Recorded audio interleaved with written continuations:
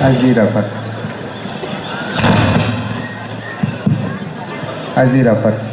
Để tỏ lòng tôn kính với cả Đức Pháp Vương, đề nghị tất cả các Phật tử chúng ta quỳ xuống chắp tay hướng về Đức Pháp Vương để nhà chùa có lời tác bạch thỉnh pháp.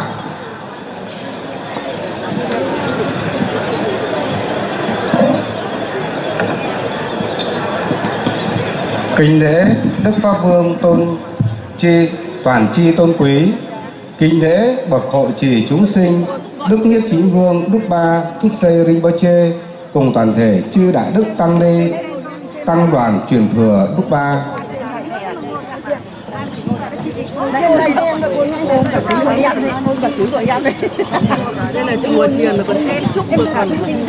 Respectful homage to Your Holiness the Omniscient Gawang Drukpa. Lương suối nguồn ân phúc gia trì của Đức Pháp Vương, chúng con vô cùng hoan hỉ một lần nữa được tắm mình trong tình thương yêu vô ngã vị tha và ánh từ quang trí tuệ của Ngài. Chúng con ngưỡng mong có thể trải rộng lòng mình trong tình yêu thương vô bờ, mọi hành động, lời nói đều hướng về lợi ích, chấm dứt khổ đau cho tất cả chúng sinh, để tâm thức có thể thăng hoa, tương ứng với những lần tần sóng rung động ân phúc của Đức Pháp Vương cùng hết thảy chư Phật, chư Bồ Tát trong 10 phương 3 đời thế giới. Respectful homage to Your Holiness the Omniscient Gawang Drukpa. Respectful homage to the protector of beings, His Eminent Drukpa Thusei Rinpoche.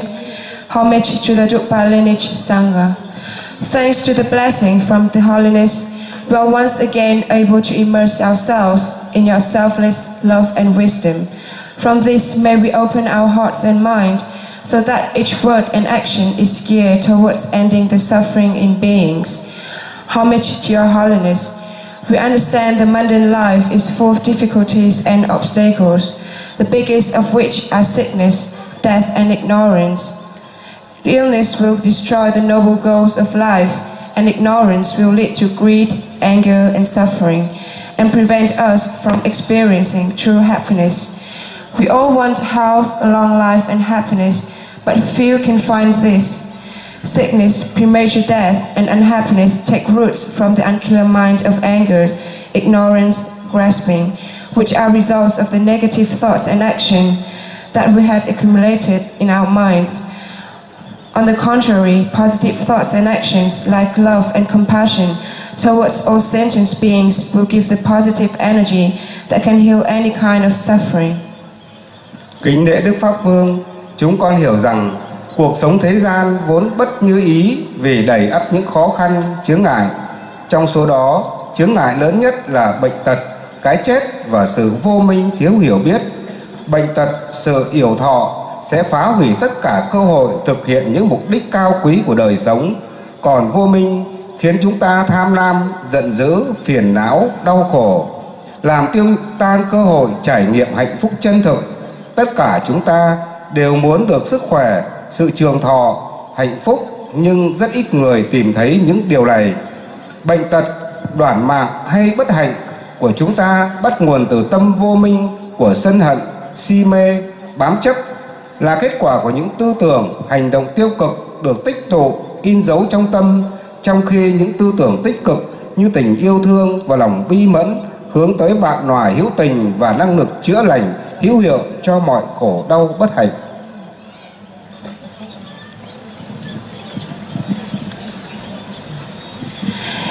Even as beginner practitioner, we are of the knowledge that Buddha Amitayus belong in the illness will destroy the noble goals of life, and ignorance will lead to greed, anger, and suffering, and prevent us from experiencing true happiness. We all want health, a long life, and happiness, but few can find this. Sickness, premature death, and unhappiness take roots from the unclear mind of anger, ignorance, grasping, which are results of the negative thoughts and action that we had accumulated in our minds. On the contrary, positive thoughts and actions like love and compassion towards all sentient beings will give the positive energy that can heal any kind of suffering.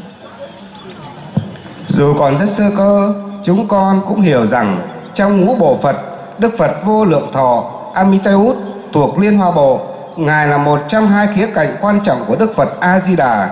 Theo quan kiến Phật giáo, thực hành tu trì vô lượng thọ Phật là phương pháp hiệu quả diệu nghiệm để tận trừ, chuyển hóa những chướng ngại như bệnh tật, sự yểu thọ, vô minh để đạt được sức khỏe, trường thọ và hạnh phúc. Qua pháp môn tu này, chúng ta có thể làm quen với những trạng thái tâm tích cực như tình thương yêu và lòng bi mẫn. Cùng với quá trình tu tập, chúng ta tạo ra từ trường an lành, đón nhận ân phước gia trì của 10 phương ba đời chư Phật. Even as beginner practitioners, we are of the knowledge that Buddha Amitabha belong in the Lotus Buddha family and is the Sambhogakaya aspect of Buddha Amitabha associated with longevity. According to Buddhist teachings, practice the Buddha of boundless life is the effective method to end obstacles such as premature death, sickness, ignorance, so that one can achieve health, longevity, and happiness. Through this method, we can get used to positive states of mind, such as love and compassion. Then through the training, we can create a positive energy around us that can receive the blessing of Buddhas of the 3 times, get rid of obstacles, develop wisdom, heal illness, lengthen lifespan, avoid fatal accidents, so that we can accomplish our goals in life. Vào giờ phút thiêng liêng này, đệ tử chúng con đê đầu đảnh lễ thỉnh cầu Ngài dù lòng từ bi ban truyền quán đỉnh và hướng dẫn chúng con thực hành mật pháp tu trì bản tôn vô lượng thọ Phật. Chúng con hiểu rằng nỗ lực chuyển bánh xe pháp của Ngài đến từ tâm Bồ Đề, muốn chúng sinh tinh tấn hướng về giác ngộ, và cũng xin nguyện sẽ tinh tấn thực hành pháp tu này cùng tất cả pháp tu trì khác. Ngài đã từ bi ban cho vì lợi ích của bản thân và vô lượng chúng sinh. Đây chính là sự thực hành tình yêu thương và lòng bi mẫn để chúng con được tiếp bước Ngài và chư thượng sư tôn quý truyền thừa Drukpa trên hành trình phụng sự nhân loại và vũ trụ. Kính chúc nguyện chuyến viếng thăm Hoàng Pháp lần này tại Việt Nam của Đức Pháp Vương, Nhiếp Chính Vương và Tăng đoàn truyền thừa viên mãn, thành tựu vì lợi ích vô lượng khổ lão hữu tình. Nguyện cầu bậc thượng sư tối tôn quý trường thọ trụ thế dài lâu để dẫn dắt tiếp độ chúng đệ tử và mọi hữu tình đến giác ngộ giải thoát. Nguyện cầu truyền thừa Drukpa quang vinh siêu việt, chiếu diệu vũ trụ, tăng huy trường tồn. Nguyện cầu Phật pháp trải khắp muôn phương và trường tồn mãi mãi. At this holy moment, we prostrate and humbly request Your Holiness to bestow the initiation and teachings on Buddha Amitabha. As Your Holiness' efforts come from the bodhicitta wish to see beings work towards enlightenment, we take a vow to practice this method as well as other teachings Your Holiness has given to us for the sake of ourselves and all beings. This is indeed practicing love and compassion so that we can serve Your Holiness and the Drukpa lineage masters on your quest to serve mankind and the universe. May this visit to Vietnam of Your Holiness, Your Eminence and the Drukpa Sangha delegation achieve immense success in which countless beings are benefited. May our gurus enjoy longevity in life to lead your disciples, students, as well as other beings towards enlightenment. May the Drukpa lineage flourish. May the Dharma spread throughout the infinite space. Namo Guru.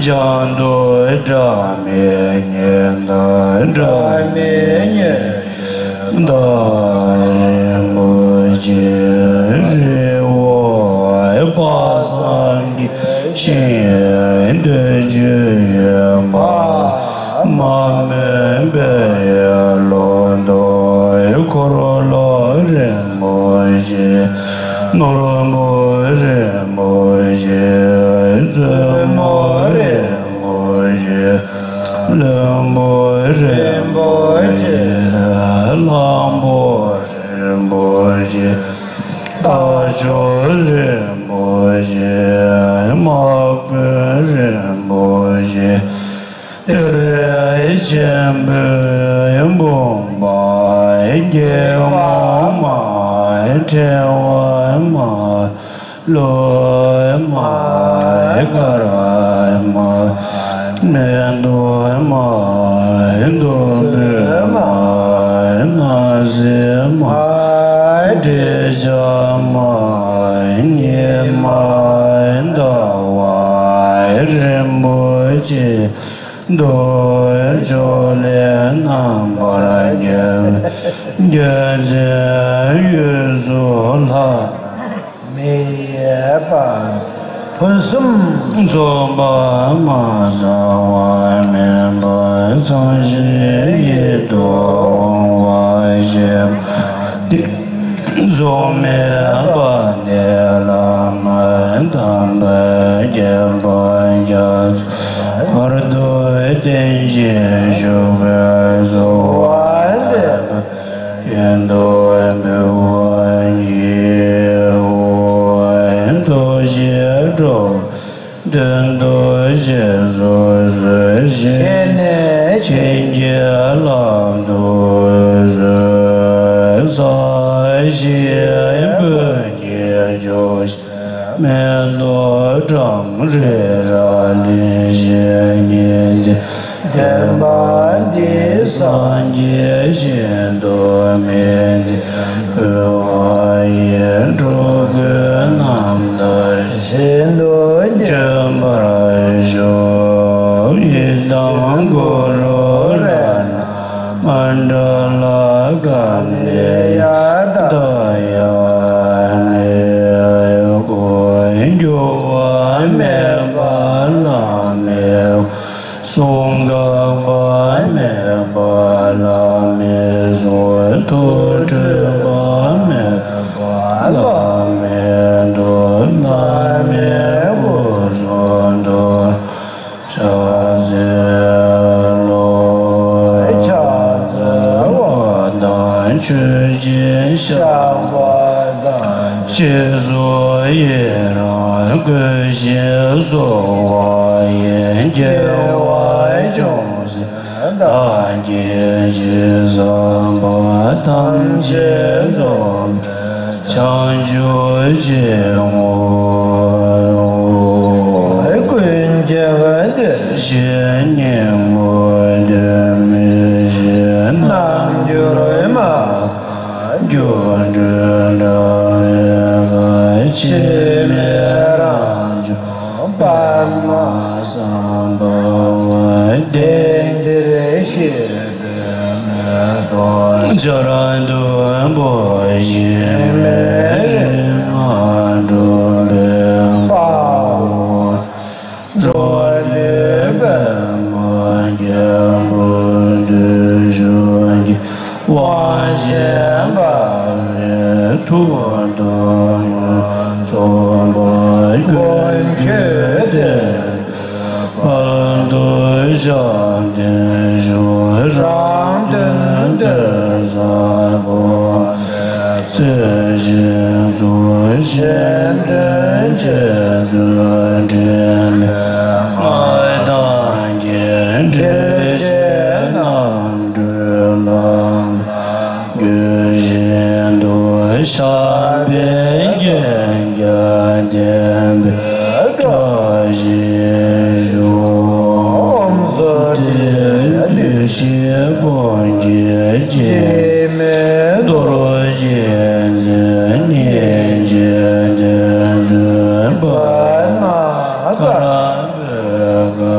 chế ra hoàng chủ trung bái truyền kiến chế sa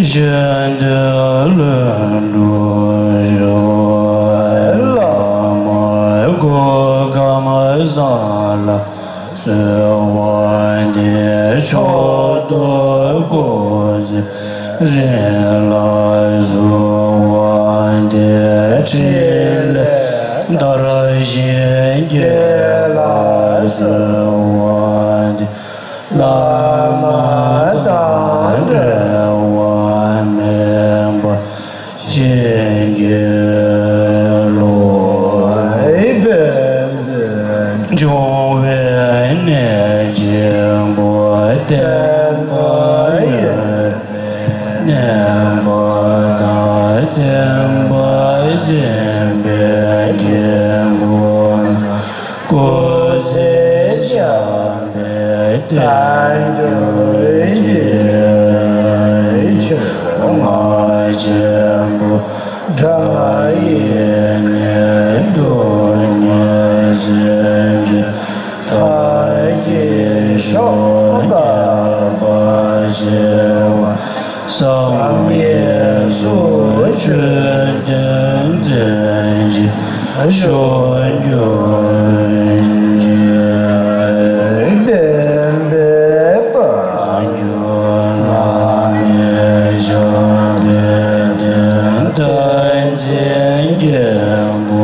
sa tên yo la nhớ tên bề mà thăng yo mà tên mà yo人bên trái xì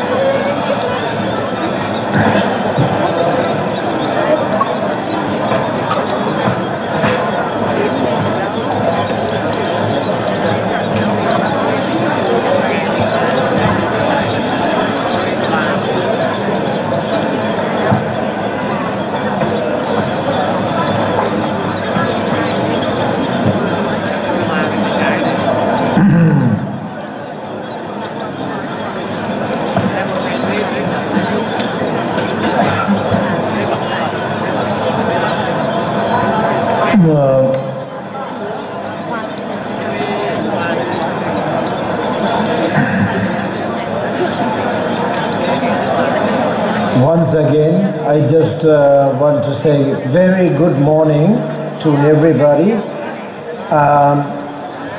I believe that many of you have already met me many times in this trip, everywhere, from Hanoi to Tien and this place, and many pagoda, and also heard many times similar thing, time to time, again and again and again. Of course, all of you are coming time to time because you have strong connection with me. You have strong love, you have strong devotion, you have strong liking to the Buddha Dharma, and you have a strong connection to me in particular, and also my lineage, the Drukpa. So therefore we are meeting again and again and again, not only in this time, but I believe that maybe 5 to 6 years ago, ever since I came to Vietnam, I think I kept on meeting you guys. You keep on meeting me. Nam Mô A Di Đà Phật. Lời đầu tiên, tôi xin gửi đến lời cầu nguyện tốt lành nhất tới tất cả quý vị đại biểu cùng quý Phật tử có mặt tại nơi đây. Tôi cũng xin gửi lời cảm ơn chân thành của tôi đến tất cả các cấp lãnh đạo chính quyền tỉnh Vĩnh Phúc, thành phố Vĩnh Yên đã tạo rất nhiều điều kiện tốt lành cho tôi có những duyên lành được đến tỉnh Vĩnh Phúc, đặc biệt đến chùa Hà Tiên để được chia sẻ Phật Pháp với tất cả quý Phật tử nơi đây. Rất nhiều trong tất cả các Phật tử chúng ta đã có cơ duyên được gặp gỡ nhiều lần, có lẽ là đã 5 lần từ khi lần đầu tiên tôi đặt chân đến Việt Nam, đều đã được hạnh ngộ đều đã được gặp gỡ các Phật tử, và tôi hiểu rằng đó là một duyên lành từ nhiều đời nhiều kiếp khiến chúng ta có cơ duyên được gặp gỡ không phải chỉ một lần mà rất nhiều lần trong đời người này. Bởi vậy gửi đến các Phật tử lời cầu nguyện tốt lành nhất.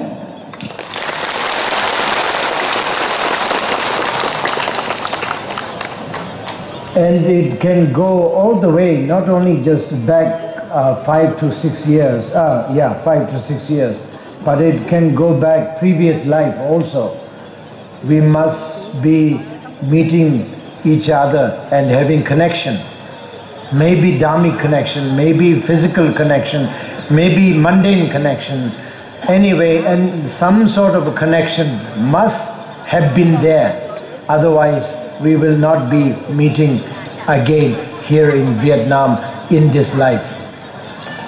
Và những nhân duyên tốt lành này mỗi chúng ta cũng đã gieo từ nhiều đời nhiều kiếp, không phải chỉ là một đời này. Có thể là những nhân thiện duyên ấy đã được các Phật tử cùng chúng tôi đã gieo trồng. Tôi tin tưởng rằng không phải trong đời này, từ rất nhiều đời trước chúng ta cũng đã từng gặp nhau để cùng chia sẻ Phật Pháp, cùng hướng đến hành trình tâm linh để có thể đem lợi ích đến cho bản thân mình, cho khắp tất cả muôn loài chúng sinh.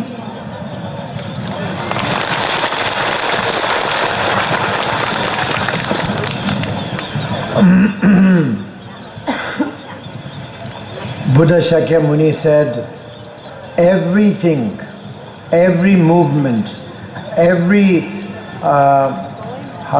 happening in our life is the creation of our own karma. There is nothing spontaneous, nothing like coincident, nothing coincident. The Buddhist doesn't believe in a coincidence. Buddhists believe only in a karma. Nothing is coincident. So of course, me coming here cannot be in coincidence. You guys being here in this pagoda also cannot be coincident. So this is a karma that brought us here. So we have to understand that. We as a Buddhist, definitely we have to understand that. How many people, like millions of people in the Vietnam, how many of them comes to see me? Even though they heard about me, they saw me in the television, Maybe they sort of like they even have a wanting desire to come to see me, but somehow it doesn't work, it doesn't happen. So handful of people, say maybe a few tens of thousands, say 30,000, 40,000 maybe, people are able to come. Among millions of people, the 30, 40,000 people is nothing, just a handful of people. This actually means there is no karma to other people, other Vietnamese, to meet me, to receive me, to have the teaching, to have the connection with my lineage, my teaching and Buddha Dharma. That is the reason why they cannot come. They cannot manage to come. So therefore, we here, whoever is here, have to understand or appreciate the karma, the karmic incident. It is not coincident, it is a karmic incident. That is something we have to understand. Chúng ta có những nhân duyên để được gặp gỡ nhau trong cuộc đời này là một nhân duyên thù thắng. Tôi biết rằng để có được những pháp hội như thế này, chúng ta phải có rất nhiều sự trợ giúp của chính quyền, sự trợ giúp của Giáo hội Phật giáo Việt Nam, Giáo hội Phật giáo tỉnh Vĩnh Phúc.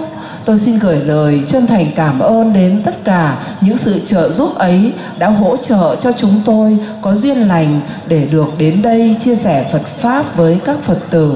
Đức Phật Thích Ca Mâu Ni cũng đã từng dạy rằng mỗi sự việc trong cuộc đời này đều không phải tự nhiên, không có gì diễn ra một cách tự nhiên, mà tất cả đều do nhân duyên, quy luật của nhân quả. Bởi vậy, khi chúng ta có duyên được gặp gỡ nhau, nó cũng là nhân duyên từ nhiều đời đã gieo trồng căn lành. Chúng ta là những đệ tử của Đức Phật. Ngài dạy tất cả mọi sự vật hiện tượng trên thế gian này đều trôi chảy theo quy luật của nghiệp, hay còn gọi quy luật của nhân và quả. Đã gieo nhân sẽ có ngày hái quả. Bởi vậy chúng ta cần hiểu rõ quy luật của nghiệp. Tôi lấy ví dụ như đất nước Việt Nam với bao nhiêu chục triệu người, nhưng số lượng người để tôi được gặp gỡ chỉ khoảng 13 đến 15.000 người, 20.000 người. Còn số lượng người còn lại, mặc dù tôi cũng đặt chân đến Việt Nam nhưng lại không có duyên gặp gỡ. Đó là bởi lý do không có duyên từ đời trước. Như vậy chúng ta hiểu rằng để có duyên được hạnh ngộ các bậc thầy, được hạnh ngộ Tam Bảo, được hạnh ngộ Phật Pháp là những thâm duyên chính bản thân chúng ta đã gieo trồng từ đời trước, bởi đến đời này chín mùi thành quả lành. Chúng ta nên trân trọng những thiện duyên do chính chúng ta đã gieo trồng từ nhiều đời nhiều kiếp. Đó là cách nhìn của đạo Phật, cách nhìn mà Đức Phật dạy chúng ta nhìn theo quy luật của nhân và quả.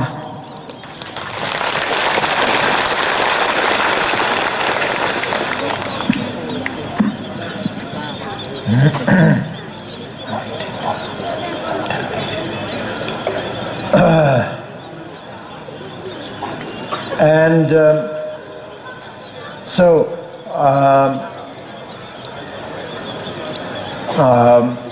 the Buddha Dharma is based on karma.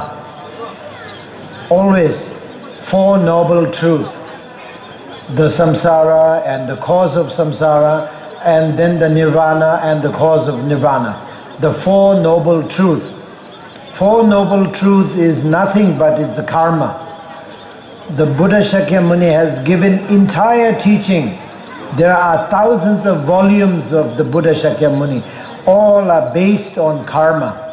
So we as a Buddhist, no matter whether we are in Theravadan, we are, what do you call that? We are Mahayana or we are Vajrayana. Doesn't matter. We based on the belief of karma.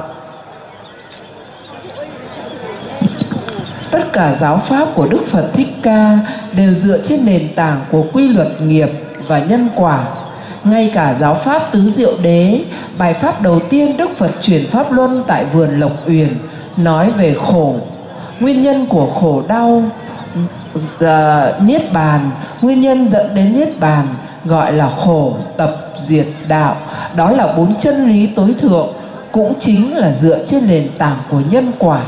Khổ là quả, tập là nhân, diệt là quả, đạo là nhân. Như vậy toàn bộ Tam Tạng Kinh Điển Đức Phật thuyết trong 49 năm hoàn toàn, dù là Nguyên Thủy Phật giáo, Đại Thừa Phật giáo hay Kim Cương Thừa, đều dựa trên nền tảng của quy luật về nghiệp, nhân quả.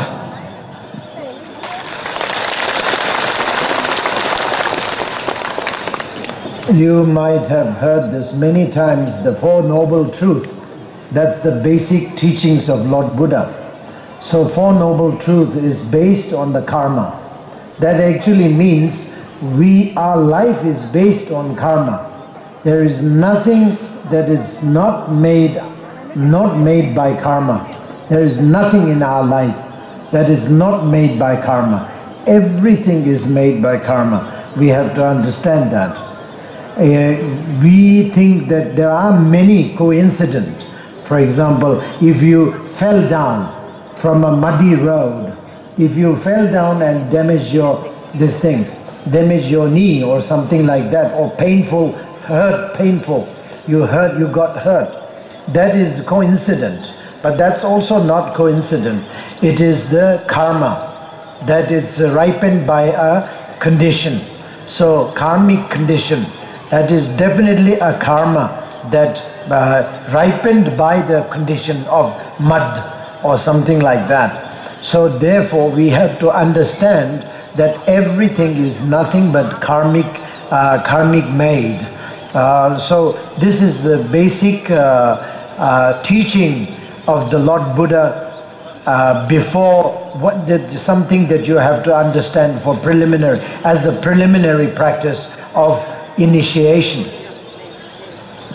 4 chân lý tứ diệu đế mà Đức Phật đã thuyết giảng trong bài pháp đầu tiên của Ngài, tất cả chúng ta đều đã biết, vì đây là nền tảng căn bản giáo pháp của Đức Phật. 4 chân lý này là nói lên toàn bộ nền tảng của nhân và quả.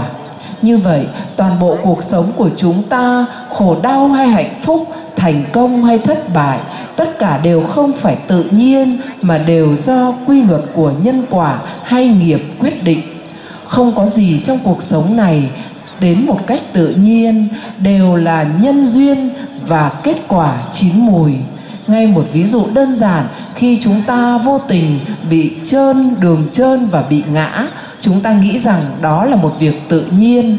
Nhưng theo cách nhìn của triết học đạo Phật, đó không phải là tự nhiên, mà do nhân duyên từ đời trước, lúc này chín mùi chúng ta bị ngã và đau chân. Như vậy chúng ta cần phải hiểu rằng cuộc đời này, toàn bộ nền tảng cuộc sống của chúng ta không có một cái gì không dựa trên nền tảng của nhân quả, của nghiệp. Bởi vậy đây là nền tảng giáo lý rất là quan trọng, chúng ta cần phải hiểu và để áp dụng thực hành. Như những người Phật tử, nhất là những Phật tử sơ tâm, chúng ta rất cần học, tin và thực hành về quy luật của nghiệp hay quy luật của nhân quả.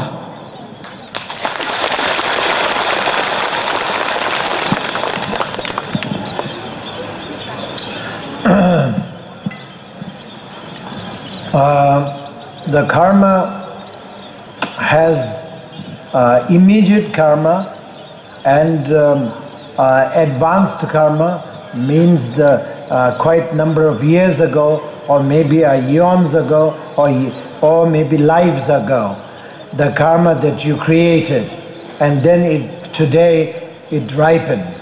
So that is fully depends on its own sort of like arrangement. Karma has its own arrangement, which we cannot express. Even Buddha said, Buddha cannot express very well about the karma, because karma is very deep and very vast, very profound. So even Buddha has a little difficulty to express it. We don't know if you want to know about the whole the whole karmic system, you got to be Buddha enlightened. Otherwise, it's very difficult to even understand, and to say, forget it. It's very difficult. So karmic has so many type of karma. For example, this pagoda is made by somebody else, and these things, this tent created by somebody else also. So this tent is a karma or is not a karma? People may ask the question. This is also karma, but it's a very immediate karma, because karma actually means the work. It is the act. So action, somebody act so that the tent was pitched. So it's the action, it is the karma. That act, then the tent came. And then because of the tent, there is a shadow. So that is the karma. That is the action created by the action of somebody else. Most probably the Venerable Tikmingchi did this. So his action, or his boys and girls, workers, volunteers, they act this. So then this thing was, this shade or shadow happened to be there. That is karma. That is immediate karma. That is came from the act of somebody else. So that is what karma means. But then some karmas will be ripened, not just immediate, will ripen tomorrow, or maybe a couple of years, maybe a couple of lives, couple of eons later, the karmic will be ripened. So that is fully depends on its own secret system. They have its own secret system, which we cannot express it right now. Nói về nghiệp, chúng ta cần phải hiểu định nghĩa về nghiệp nghĩa là gì. Đôi khi từ nghiệp là một từ thuật ngữ khiến chúng ta cảm thấy mờ mịt và khó hiểu. Thật ra chữ nghiệp rất đơn giản. Chữ nghiệp chỉ là tất cả những hoạt động của thân, lời, ý của chúng ta. Nó rất đơn giản, nhưng nó lại là một hệ thống giáo lý, và sự hoạt động của nghiệp vô cùng tinh tế. Nếu không phải là Đức Phật thì khó có ai có thể chỉ ra ngọn ngành nhân quả của tất cả vạn vật. Bởi vậy Đức Phật Thích Ca Mâu Ni, Ngài đã chỉ ra cho chúng ta thấy rõ về tất cả các ngọn ngành nhân quả của quy luật về nghiệp, sự chuyển hóa, sự hoạt động của nghiệp. Tôi lấy ví dụ như khi làm cái lều, cái trại này, là chúng ta sẽ đặt câu hỏi đây có phải là nghiệp hay không? Thật ra đó cũng gọi là nghiệp, bởi vì ví dụ Thượng tọa Minh Trí trụ trì khởi ý niệm muốn làm cái lều này, và tất cả mọi người Phật tử nam nữ xung quanh trợ giúp và làm thành cái lều. Như vậy cái lều này gọi là hiện nghiệp, tức là nghiệp trong hiện tại. Như vậy tất cả những hành động, những lời nói, những suy nghĩ của chúng ta khi khởi lên đều gọi là nghiệp. Và những nghiệp này sẽ ghi lại một hạt giống, sẽ để lại một hạt giống để có thể năm sau hay đời sau hay vô số đời sau, hạt giống này sẽ chín kết thành quả. Nghiệp có rất nhiều loại khác nhau, nghiệp trong hiện tại, nghiệp quá khứ. Và những nghiệp như tôi vừa nói, nghiệp về làm cái lều trại này gọi là nghiệp trong hiện tại. Đương nhiên, nghiệp trong hiện tại có liên hệ đến nghiệp của quá khứ. Nghiệp của quá khứ là những hạt giống để nghiệp hiện tại chín mùi. Và nghiệp hiện tại lại gieo tiếp những hạt giống để tương lai kết thành quả báo. Đó là những cái triết lý đơn giản nhất về nghiệp tôi muốn giới thiệu đến các Phật tử, để các Phật tử hiểu sơ lược thế nào gọi là nghiệp.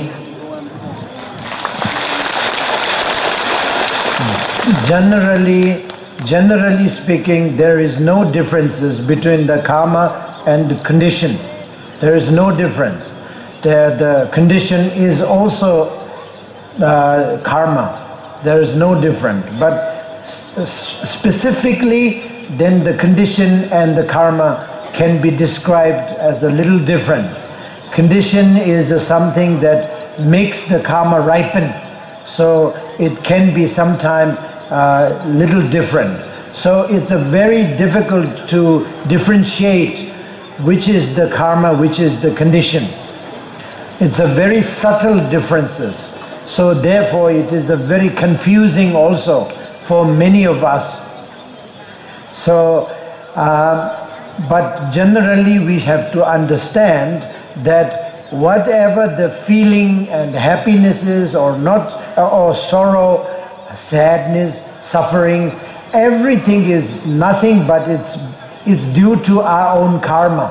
That is something we have to understand, because we are, as a lay people, we should understand that much. You don't really have to go in very much in detail, but what we have to understand is when you have a hot weather, then if there is a wind comes, very cooling wind comes, that is your karma. The wind itself is a condition, but the karma is experiencing, your karma is experiencing, the result or effect of karma is experiencing, that you are feeling cooler, cooling wind comes. So you have to appreciate at that moment that thanks to my karma, now there is a cool wind coming. So you have to thank to your karma when the cooling wind comes, when there is a lot of sunshine.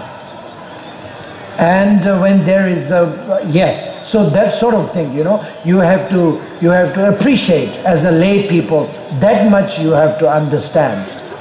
And that much is very vivid also, very obvious.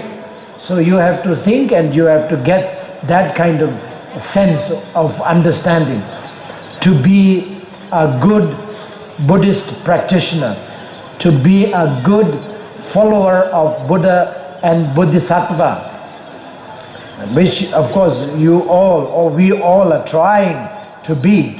So that's the thing. When you suffer, the other way around, when you suffer a lot, then you will, for example, you suffer by heat. That time also you should think that this is my karma. I must have done something wrong. Therefore the karma is coming back as a result on me, on my body, on my mind and on my speech. So you have to understand that. And that's at the same time you have to confess. You have to get blessing so that the karma will be vanished. That's the reason today we are here to get initiation, to get the blessing of Amitayu. Amitabha is according to the sutra, it is a great liberator. So liberating what? Liberating bad karma. So you have that time, you have to, knowing that your karma is bad, so that your life will be short. Your karma is bad so that you will be sick. So all these karma has to be purified by the blessing of Amitayu. Or Amitayu and Amitabha are same. Anyway, Sambhogakaya form and Amitabha form, the Dhammakaya form. That's only different. Và nói về nghiệp, chúng ta thường có những nghi ngờ thắc mắc thế nào là nghiệp và nghiệp khác với duyên ở chỗ nào. Chúng ta hay sử dụng từ duyên nghiệp. Vậy thì thật ra duyên nghiệp không khác nhau, chỉ có một cái khác rất nhỏ. Chữ duyên tức là những yếu tố hỗ trợ để thành tựu một việc làm. Chữ nghiệp là nói về cái yếu tố chính, hay còn gọi là hạt giống chính để tạo thành hành động đó. Như vậy, tất cả mọi khổ đau hay hạnh phúc hay thành công thất bại trong đời sống của chúng ta hoàn toàn đều do duyên nghiệp mà chúng ta đã tích lũy từ nhiều đời. Chúng ta là những Phật tử tại gia, dĩ nhiên để học và hiểu về quy luật nghiệp, nó sẽ còn rất nhiều những lý thuyết thâm sâu vi diệu, nhưng chúng ta không đủ thời gian để nói chi tiết. Chúng ta chỉ cần hiểu sơ lược để có thể có đức tin về nghiệp và nhân quả. Như tôi lấy ví dụ, trời đang nóng mà bất chợt có ngọn gió mát chuyển đến, thổi đến cho chúng ta cảm thấy mát mẻ, dễ chịu, thì cái ngọn gió mát này cũng gọi là một thiện nghiệp của chúng ta tạo từ đời trước đã chín, cho nên ngọn gió đã đến để làm cho chúng ta dễ chịu hơn. Đây là một ví dụ rất dễ cảm nhận, rất dễ có thể thấy rõ để chúng ta có thể tin sâu về nghiệp. Nhờ tin vào nghiệp, chúng ta mới sửa đổi các hành xử của mình, sửa đổi cách sống của mình để mình trở thành một người Phật tử thực sự tốt hơn. Trong đời sống của chúng ta có thể trải qua rất nhiều khổ đau, cũng rất nhiều hạnh phúc, rất nhiều thăng trầm, rất nhiều thịnh suy vinh nhục. Chúng ta cần tin rằng mỗi khi có những điều khổ đau xảy ra hay sự thất bại xảy đến, chúng ta phải tin rằng đây là kết quả của những gì chúng ta đã tạo sai lầm trong đời trước. Và ngay lúc đó chúng ta thành tâm sám hối. Nhờ sám hối, đảnh lễ chư Phật, đón nhận sự gia trì của chư Phật, chúng ta sẽ có thể chuyển được nghiệp. Bởi Đức Phật dạy rằng nghiệp có thể chuyển được chứ không phải là một cái cố định. Như vậy, ngày hôm nay cũng là lý do tại sao các Phật tử đến đây để đón nhận một sự gia trì ban phước từ Đức Phật Trường Thọ. Bởi Đức Phật Trường Thọ là một vị Phật có hạnh nguyện có thể giải thoát cho tất cả chúng sinh khỏi những nghiệp xấu như nghiệp yếu đau, bệnh tật, nghiệp chết non, chết yểu.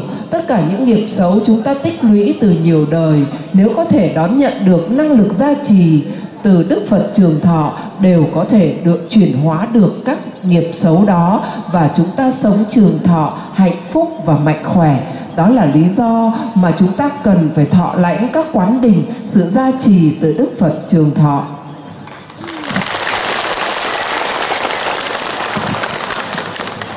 So, bottom line is that Buddhists believe that everything is man-made.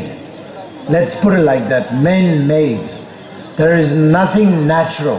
Nothing natural, nothing happens by coincidence naturally. It's by itself, by just itself, unexpectedly. No, and everything is man-made. Like a flood comes, it is man-made. Man-made. It is not, we call natural disaster. Like a flood comes, it's a natural disaster. If a rain comes and washes out many family, many houses, we call it a natural disaster. If there is an earthquake, it's a natural disaster. These days many earthquake happens many places, and many fire problems, also natural disaster. But that is not the right way. From a Buddhist point of view, it is man-made. So everything is made by us. Maybe in this life, maybe previous life, maybe many lives before. Anyway, we made it so that it comes. So that is the man-made, not natural. Nothing is just comes by itself, no way. So that is something we have to understand. Tất cả trên mọi hiện tượng trong xã hội, trong đời sống của chúng ta chính đều do con người tạo nên, không có cái gì gọi là tự nhiên. Chẳng hạn chúng ta thường gọi là những cơn lũ lụt, động đất, chúng ta gọi là thảm họa thiên nhiên. Nhưng thật ra những thảm họa thiên nhiên này không phải do thiên nhiên tạo nên, do chính con người tạo nên. Có thể chúng ta tạo từ đời này hoặc nhiều đời trước. Ví dụ như chuyện lũ lụt xảy ra, hoặc là sự biến đổi khí hậu xảy ra. Tất cả những cái này do chính con người trong thế hệ của chúng ta đang phá hoại môi trường, chặt cây, đang tạo nên sự ô nhiễm, làm nóng trái đất. Bởi vậy nó tạo nên sự thay đổi khí hậu hay tạo nên lũ lụt. Như vậy đây không phải là thảm họa của thiên nhiên, mà là thảm họa do chính con người, sự vô minh, tham lam của con người chúng ta tạo ra. Hoặc thế hệ này hoặc thế hệ trước chúng ta tạo ra, để rồi sau này kết quả do chính bản thân chúng ta trở lại phải gánh chịu, hoặc thế hệ con cháu của chúng ta phải gánh chịu. Đó là những điều mà các Phật tử cần phải hiểu rõ để thay đổi lại hoàn cảnh, thay đổi lại chính cách sống của mình, để chúng ta thận trọng hơn. Mỗi khi chúng ta làm bất kỳ một hành động nào cũng cố gắng nghĩ đến kết quả của nó.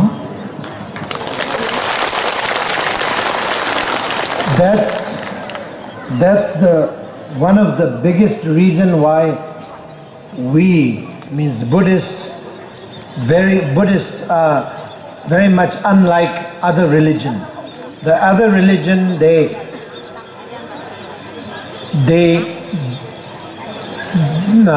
blame on God. Every good part of life is also God blessing. Every bad parts, like natural disasters, they call it natural disasters, either it's just an unlucky thing, or it is the God punished you. But Buddhist, we don't say that. God never punishes you. God is not doing anything. God is within yourself. You did it so that the result comes. So therefore, the Buddhist theory is that we all have a freedom in our hand. If we like to have a good life, it is fully depends on your hand, yourself. If you want to be a bad person, it is also fully depends on your hand. You can be bad person. If you want to develop yourself into a better person and then beneficial person to the world and to the family, you can do it. If you want to have a comfortable way of leading your life, you can do it. You are the master. You are the boss for yourself. You have full authority. You have full, leadership on yourself. This is what the message of Lord Buddha Shakyamuni. Tư tưởng của đạo Phật hoàn toàn khác với tư tưởng của những tôn giáo khác. Một số tôn giáo cho rằng tất cả mọi thứ đều do Chúa Trời tạo ra. Khi gặp những điều may mắn, hạnh phúc, chúng ta gọi rằng Chúa ban phước cho chúng ta. Và khi gặp những điều khổ đau hoặc là bất hạnh, chúng ta nghĩ rằng chúng ta đang bị trừng phạt bởi Chúa. Đó là tư tưởng của các tôn giáo. Còn Đức Phật dạy rằng con người là trung tâm của vũ trụ. Chính con người tạo nên vũ trụ này. Con người tạo nên tất cả. Không có một vị Chúa nào bên ngoài để trừng phạt hay ban phước cho chúng ta. Chúa nằm trong chính tâm của mỗi chúng ta. Mỗi chúng ta là hoàn toàn có quyền tự do để tự tạo nên cuộc sống của mình. Mọi hạnh phúc hay khổ đau trong cuộc sống của chúng ta, chính chúng ta là chủ nhân ông. Chúng ta là kỹ sư để xây dựng cuộc đời mình, khổ đau hay hạnh phúc. Đó chính là thông điệp căn bản từ giáo lý của Đức Phật, dạy chúng ta hãy làm chủ cuộc đời mình, hoàn toàn tự tin vào cuộc sống của chúng ta và chuyển hóa ngay chính những khổ đau, hạnh phúc nơi chúng ta, chứ không nên trông chờ vào Chúa hay vào một đấng thần linh nào khác để ban phúc giáng họa cho chúng ta. Đức Phật đã nhấn đi nhấn lại cho chúng ta biết rằng con người nắm toàn quyền quyết định cuộc đời mình, hạnh phúc hay khổ đau.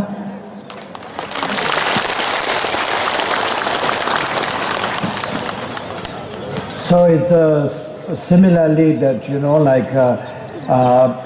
the thing that brought me over here is, of course, conditionally speaking, it is the Master, the Venerable Thích Minh Chi, is who invited me over here in this pagoda today. And the last year also, the several times I came here, and gave us the opportunity to meet each other. That is conditionally speaking. But then there is karmically speaking, there is a hidden karma, many hidden karma I might have created, and also he might have created. And also the basically speaking, late Master Thích Văn Thánh, he happened to be appreciating and following and practicing the lineage of Drukpa. And the late master has many good students and the disciples, and that become a great karma. And they, like Master Thigming Chi and also Thigming Dup, and also the Venerable Samten, and also there are many of the supporters over here. They were disciple of late Thigwan Time, late Master Thigwan Time. And and also the Thigwan Time was initiated by the previous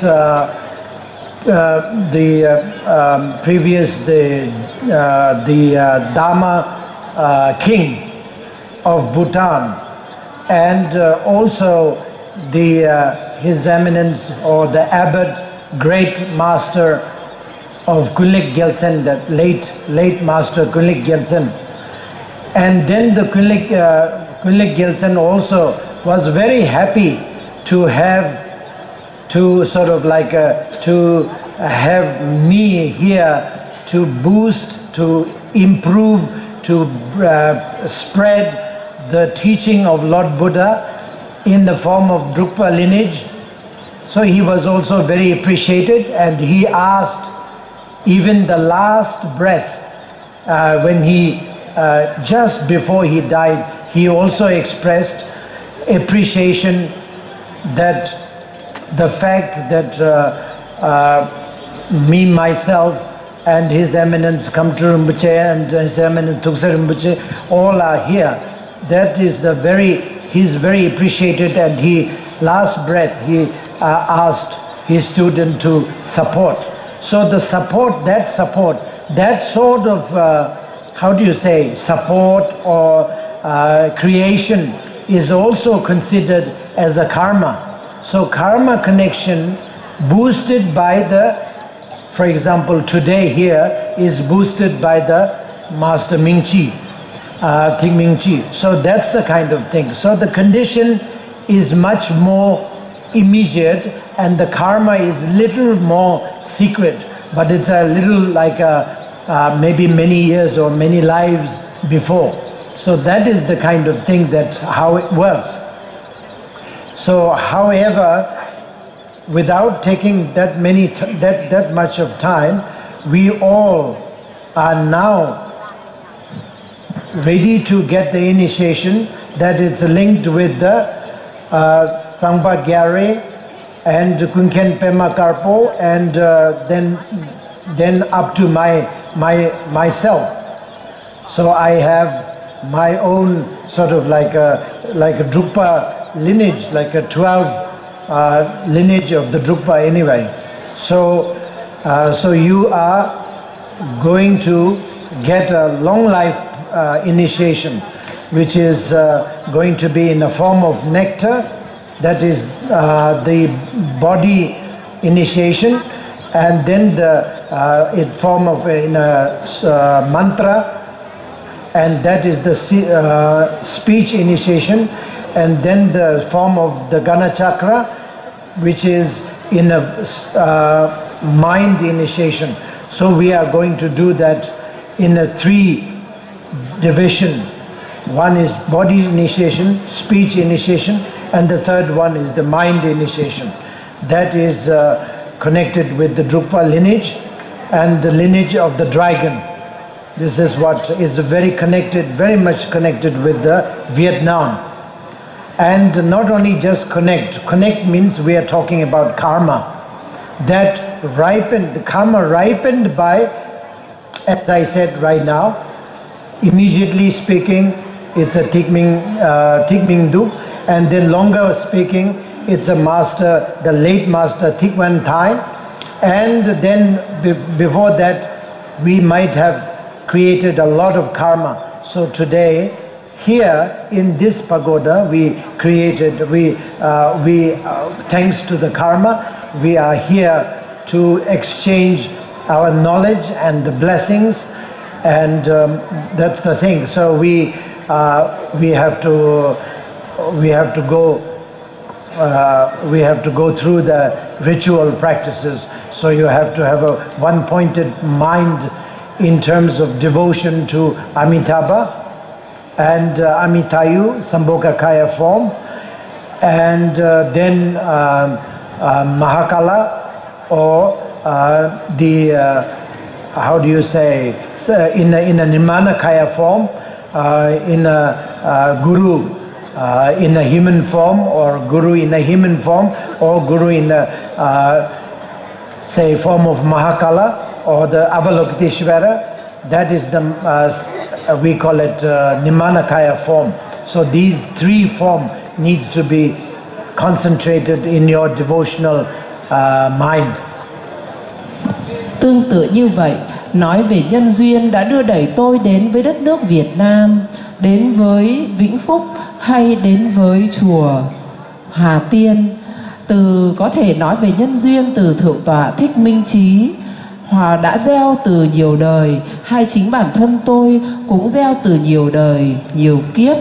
Và bây giờ nhân duyên chín mùi, nói sâu xa hơn nữa, từ cố Hòa Thượng Thích Viên Thành, viện chủ chùa Hương. Ngài là bậc thầy đã từng sang tu học với cố Đại Lạ, với Hòa Thượng giáo chủ tại đất nước Bhutan.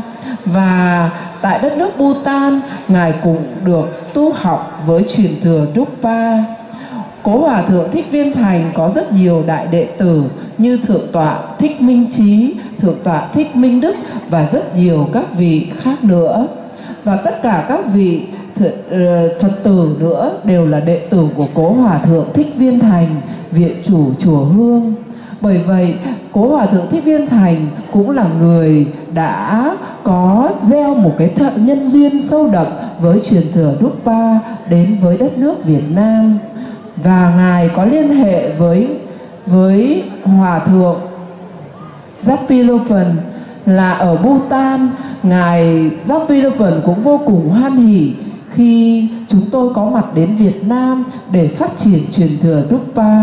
Cho đến hơi thở cuối cùng trước khi viên tịch, Ngài Drukpa vẫn nhắn nhủ với các hàng đệ tử của mình, thỉnh cầu chúng tôi, Nhiếp Chính Vương Khamchu Rinpoche, Nhiếp Chính Vương Drukpa Thukse Rinpoche đến Việt Nam để phát triển truyền thừa lợi ích cho vô số chúng sinh. Bởi vậy, chúng ta vô cùng hoan hỉ và tin tưởng rằng mối thâm duyên từ nhiều kiếp đó chúng ta có thể thấy rất rõ, thấy rất minh bạch. Ví dụ như những nhân duyên về buổi lễ hôm nay ở chùa Hà Tiên này, Thượng tọa Minh Trí là người tạo lên những duyên lành, tạo tất cả mọi điều kiện tốt về cơ sở vật chất, và tất cả mọi cái điều kiện ấy gọi là duyên. Còn cái nhân từ đời trước có thể chúng ta không thấy, nhưng cả nhân duyên kết hợp để giờ này chúng ta có một pháp hội ngày hôm nay để đón nhận quán đỉnh từ Đức Phật Trường Thọ. Quán đỉnh của Đức Phật Trường Thọ được truyền suốt từ thời Đức Phật Thích Ca đến Ngài Sangpagere là Đức Pháp Vương đời thứ nhất, đến Ngài Kunken Pema Karpo và lần lượt đến tôi. Và hôm nay tôi sẽ đem cái quán đỉnh truyền thừa không gián đoạn này, quán đỉnh truyền thừa không gián đoạn về Đức Phật Trường Thọ để truyền xuống cho các Phật tử. Tứ quán đỉnh sẽ được trao truyền cho các Phật tử, tức là quán đỉnh về thân giác ngộ, về khẩu giác ngộ và về tâm giác ngộ, để ban gia trì tịnh hóa tất cả tội chướng của thân khẩu ý, để các Phật tử tiêu trừ tội chướng, đón nhận được dòng ân phước, sống trường thọ, khỏe mạnh và hạnh phúc. Truyền thừa Drukpa là truyền thừa có nhân duyên sâu đậm với đất nước Việt Nam, bởi đất nước Việt Nam cũng là đất nước có thâm duyên, liên hệ nhân duyên với biểu tượng của rồng, và truyền thừa Drukpa cũng là truyền thừa với biểu tượng linh thiêng của rồng thiêng. Bởi vậy chúng tôi rất hoan hỉ đến đây để ngày hôm nay tất cả thâm duyên, nhân duyên chín mùi chúng ta có pháp hội quán đỉnh Phật Trường Thọ Xin các Phật tử hãy giữ tâm thanh tịnh, tha thiết hướng về Đức Phật A Di Đà là hiện tướng của Pháp thân, Đức Phật Trường Thọ là hiện tướng của báo thân, và hướng về Ngài Hộ Pháp Mahakala là hiện tướng phẫn nộ của Bồ Tát Quán Thế Âm. Đó là 3 đối tượng chúng ta tha thiết hướng tâm đến để đón nhận năng lực gia trì từ các ngài trong buổi lễ hôm nay. Nương năng lực gia trì từ thân khẩu ý giác ngộ của chư Phật, ta sẽ được tiêu trừ nghiệp chướng, tịnh hóa tất cả những chủng tử bất thiện chúng ta đã gieo từ nhiều đời nhiều kiếp, để tiêu trừ những nghiệp xấu khiến chúng ta sống ốm đau bệnh tật, chết yểu chết non. Chúng ta đón nhận dòng gia trì của Đức Phật Trường Thọ để có thể sống khỏe mạnh và hạnh phúc. Các Phật tử cần giữ tâm thanh tịnh, mở rộng lòng mình để đón nhận dòng gia trì ban phước ấy.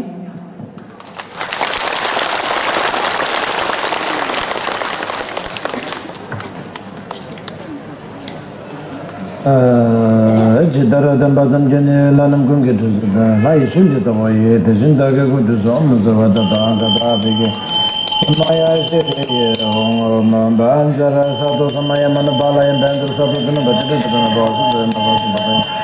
Anurata Meva, Nigeria, Maya Sato, Bandar Sato, Samaya Manabala, and Bandar Sarva City Nepa Yasa, Sawakama Benda Mami Menda Bezaba, Masamaya Sato, Bandra Samaya Manapana, Siboyo, Nebawa, Anuratana Bos,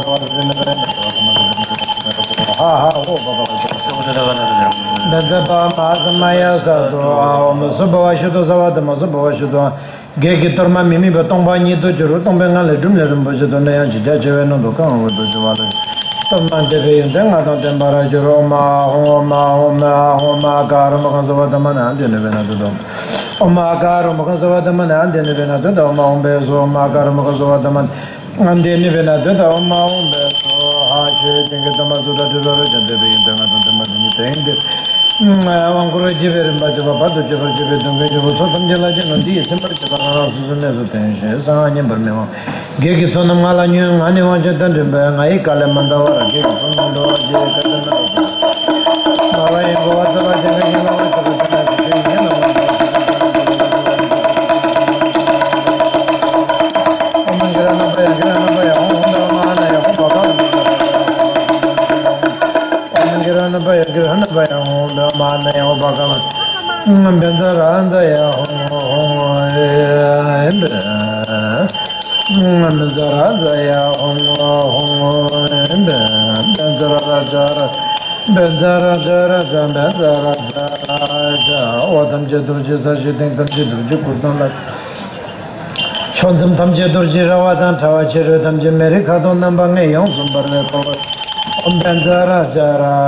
Now, second important thing is the refuge that you have to understand. We are going to give the refuge card, which contains your name and also the practices. But before that, you have to take refuge. Maybe you have taken the refuge many times already. It's almost the same, but the only difference is that if you take refuge only for the period of life, that is a Theravadan refuge. If you take it for the period of until they get enlightened, then it is the Mahayana refuge. That is only different. Và một điều quan trọng nữa là chúng ta hướng tâm để quy y. Có thể các Phật tử nghĩ rằng đã quy y nhiều lần. Thật ra mỗi lần thọ quán đỉnh chúng ta đều quy y, và điệp quy y cũng sẽ được chuyển đến để minh chứng các Phật tử đã quy y và thọ lãnh quán đỉnh của Đức Phật Trường Thọ. Một sự khác biệt giữa quy y của Nguyên Thủy Phật giáo và quy y của Đại Thừa. Đối với Nguyên Thủy Phật giáo, chúng ta phát nguyện quy y đến trọn đời. Đối với Đại Thừa Phật giáo, chúng ta phát nguyện quy y đến khi thành Phật, đến khi đạt giác ngộ. Đó là điểm căn bản khác biệt về quy y giữa Nguyên Thủy Phật giáo và Đại Thừa Phật giáo. Kunjo Sumla. Xin các Phật tử đọc theo Ngài ạ. We are taking refuge to, as you know, Buddha, Dharma and Sangha. That is the ultimate refuge. We can take refuge to ministers, police, army, and you can take refuge to spirit, local spirit, and all these things. But the ultimate refuge is only the Buddha, Dharma and Sangha. Quy y tức là chúng ta hướng cuộc đời mình nương tựa vào Phật Pháp Tăng. Phật Pháp Tăng Tam Bảo là đối tượng nương tựa tuyệt đối nhất. Có thể trong đời sống, các Phật tử cũng đã từng nương tựa các vị thánh thần hay là thánh mẫu, hay nương tựa vào quân đội, nương tựa vào công việc, vân vân. Những sự nương tựa này gọi là tạm thời, gọi là tương đối, chỉ hướng về nương tựa Tam Bảo, nương tựa vào Phật Pháp Tăng. Đó là một đối tượng nương tựa tuyệt đối. Chúng ta chắp tay đọc theo Ngài để thọ lãnh quy giới. Why is it so that the ultimate refuge is only the Buddha, Dharma and Sangha? Is because that physical body is getting old. You can't really, how do you say, you can't really avoid it. Physical body, no matter whatever you do, you get old by days, by hours, by weeks, by months, by years. You get old and you have to go die. So there is no way to avoid it. Even though you can take refuge to the best doctor, you can take refuge to the best lawyer, you can take refuge to the best hospital, you know, that sort of thing. But anyhow, you have to die. There is no way to sort of avoid it.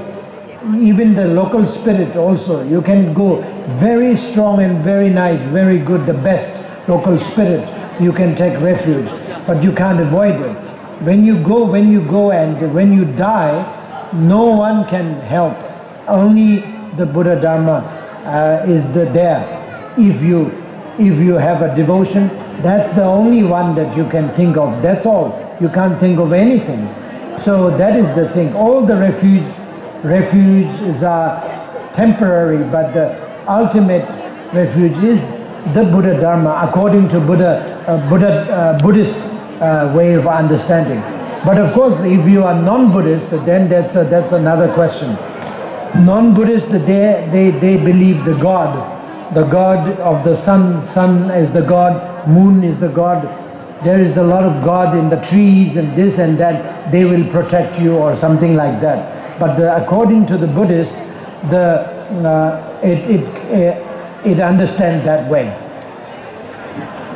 Khi chúng ta quy y, chúng ta hiểu rằng tại sao chỉ có Phật Pháp Tăng Tam Bảo là đối tượng quy y cao cả nhất, tối thượng nhất.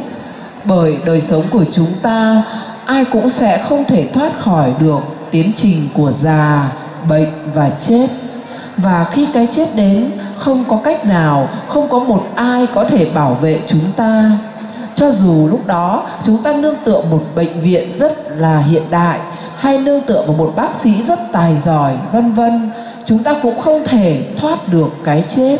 Cũng như vậy, chỉ có Tam Bảo, Phật, Pháp, Tăng mới có thể che chở cho chúng ta, dẫn dắt cho chúng ta vào tiến trình đời này và vô số đời sau. Có những người không phải là Phật tử, họ thường tin vào các vị thần linh, có thể là thần mặt trời, thần mặt trăng, thần cây, thần cối, thần suối, thần sông. Tất cả những vị thần ấy còn gọi là thần thánh trong còn luân hồi. Chính bản thân các vị còn chưa thể giải thoát, làm sao có thể bảo vệ cho chúng ta đời này và vô số kiếp sau. Bởi vậy, là một đệ tử của Đức Phật, chúng ta cần hiểu rằng mỗi giây mỗi phút trong cuộc đời, chúng ta đều hướng về nương tựa quy y Phật, quy y Pháp, quy y Tăng, và đó là ba đối tượng quy y tối thượng của chúng ta.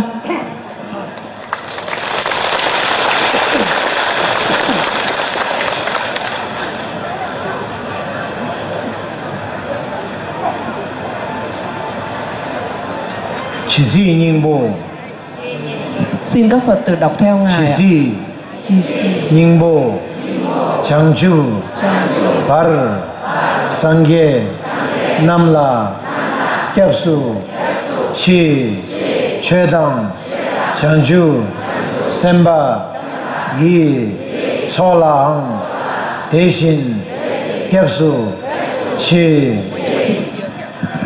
Chisi Ningbo Changchu Par Sangye Namla Kyapsu Chi Chedang Changchu Semba Yi Solang Deshin Kyapsu Chi.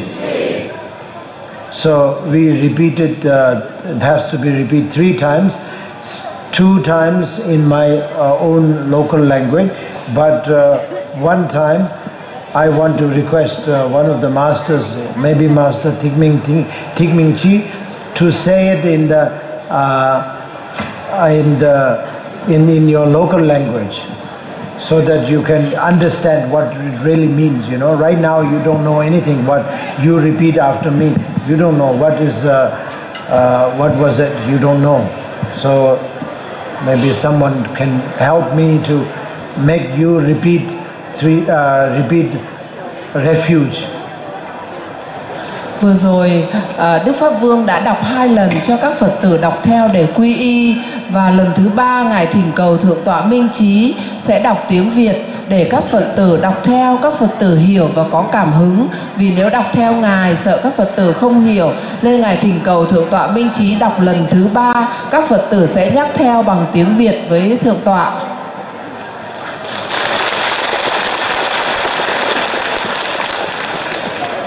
Xin các Phật tử đọc theo thầy. Đệ tử chúng con xin phát nguyện quy y Phật, quy y Pháp, quy y Tăng, quy y đến khi thành chính giác, công đức lợi quần sinh, trước 3 ngôi Tam Bảo, Phật đạo nguyện tu thành.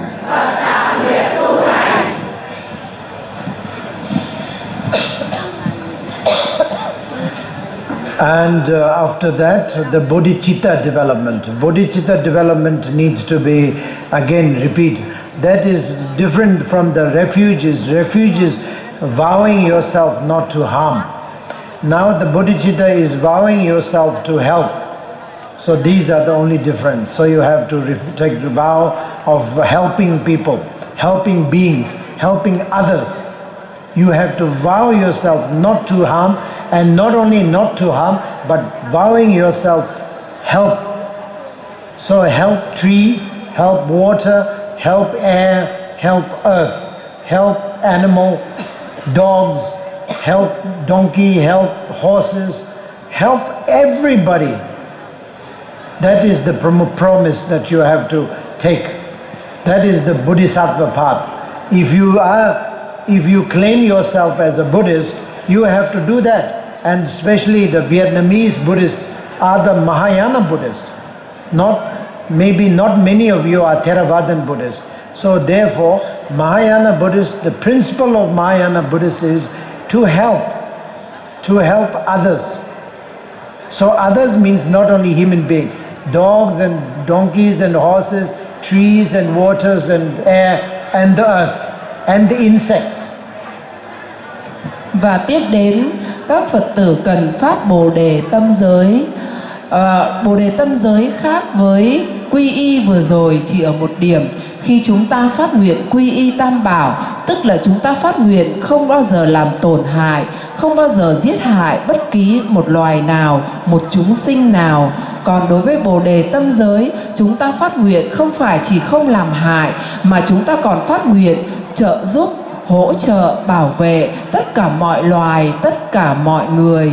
Chúng ta sẽ hỗ trợ bảo vệ con người, hỗ trợ bảo vệ nguồn nước trong sạch, bảo vệ bầu không khí trong lành, bảo vệ rừng cây, bảo vệ động vật, bảo vệ cho đến cả con muỗi. Đó là truyền thống của Đại thừa Phật giáo. Tôi được biết miền Bắc Việt Nam là theo truyền thống của Đại thừa Phật giáo. Bởi vậy các Phật tử cần phát tâm Bồ Đề để hỗ trợ bảo vệ các loài đó, và sẽ nhắc theo tôi để phát Bồ Đề tâm giới.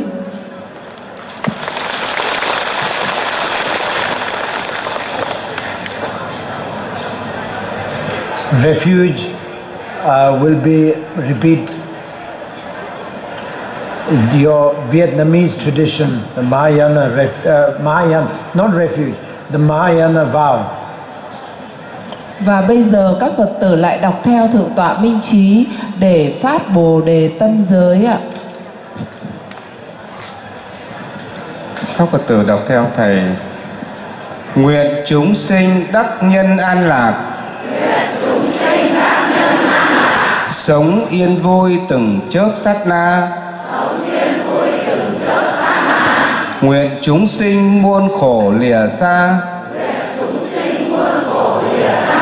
thoát vòng tục lụy phiền hà thế gian. Nguyện chúng sinh dứt khổ tâm ân hoan, vô lượng hỷ lạc từ quang sáng ngời. Nguyện chúng sinh an trụ không rời, trong bình đẳng xả muôn đời vô ưu. Các Phật tử đọc lần thứ hai. Nguyện chúng sinh đắc nhân an lạc, sống yên vui từng chớp sát na. Nguyện chúng sinh muôn khổ lìa xa, thoát vòng tục lụy phiền hà thế gian. Nguyện chúng sinh dứt khổ hân hoan, vô lượng hỷ lạc từ quang sáng ngời. Nguyện chúng sinh an trụ không rời, trong bình đẳng xả muôn đời vô ưu. Xin đọc lần thứ ba. Nguyện chúng sinh đắc nhân an lạc, sống yên vui từng chớp sát na. Nguyện chúng sinh muôn khổ lìa xa, thoát vòng tục lụy phiền hà thế gian. Nguyện chúng sinh dứt khổ hân hoan, vô lượng hỷ lạc từ quang sáng ngời. Nguyện chúng sinh an trụ không rời, trong bình đẳng xả muôn đời vô ưu.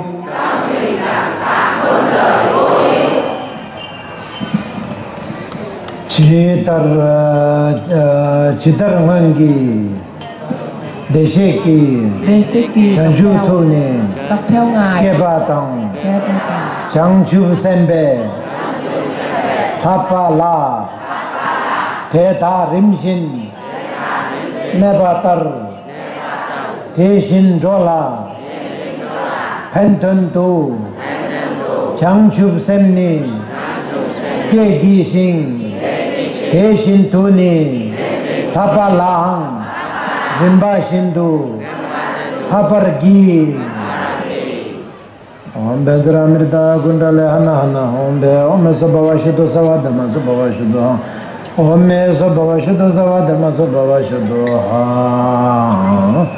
Chiranamanda Om Zenama Nimiba Tomba Nidojur Tombe Ngale Bengombo Pemadam Dave Denge Dendo She Marabo Television Jefferson Yemejava Juchalana Wizard Chojo Tusum Gavazo Sanjay Javadam Che Larayam Didi Yonso Javala Jumdan Gomotsabatam Kondopamara Gavadama Sheji Chani Bashin the Shijin Zavanyam Jagatina say to the Pombanam Tartan Rambochi Jen Tam Jagajan Jimotum was a Tavan Revelona. Chioro om carbon amar votuke chadu dohong chametu dawal nebeshi. Ha kitchen ko telewe jananam gitse, to get trouble yamba yerwa. Chida ke beba tamje duel hariyan wizrete kembe. Tusung Zoba Sanje, Tamje Gese, Sedanje, Tamje, Guijin la Maliba Tamje, Sungijin la Maliba Tamje, Tukijin la Maliba Tamje, I say Duzi number Markar Narge Jone, I say Bombaratim, Shujin Live, Chijin Live, Samboni Julu, Tamje Kawan. Sing ambassador, beverage of him, Mamaran and the so Benzaravi,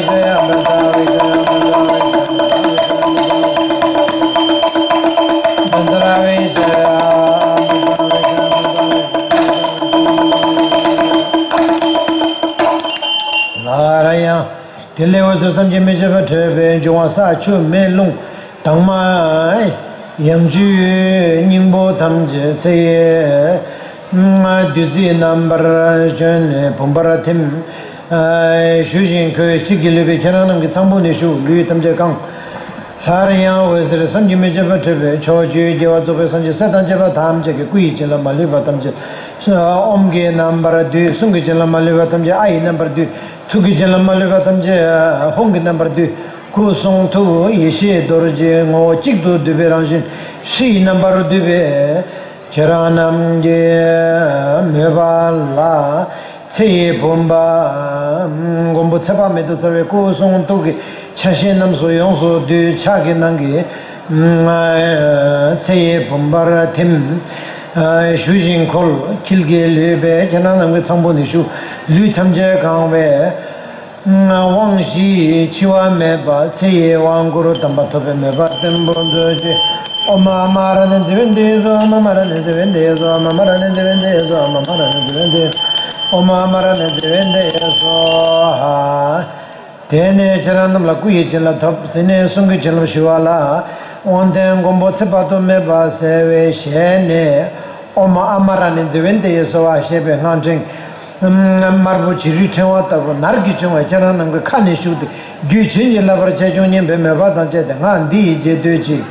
You visualize that I am here as Amitayu and Amitayu mantra Om Ammarani Jivinte Soha come from my mouth or the Amitayu's mouth and dissolves into your mouth through your mouth, to dissolve into your body system through your mouth and fills up your body and bless entirely by Amitayu. So visualize that and repeat after me.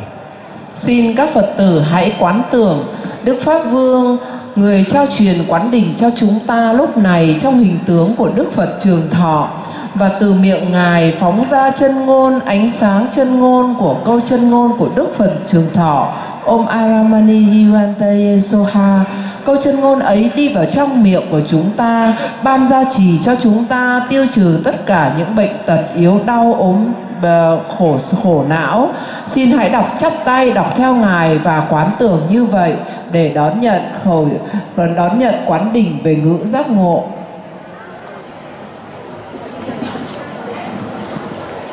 Om Ammarani Jivanti Soha. Om Ammarani Jivanti Soha. Om Ammarani Jivanti Soha. Om Ammarani Jivanti Soha. Om Ammarani Jivanti Soha. Chumden de la Zalagi, de Langor de Dusan, Hagimadu Dusan, the Batem Barazadu. Chumden de la Zalagi, de Langor de Dusan, Hagimadu Dusan, the Batem Barazadu.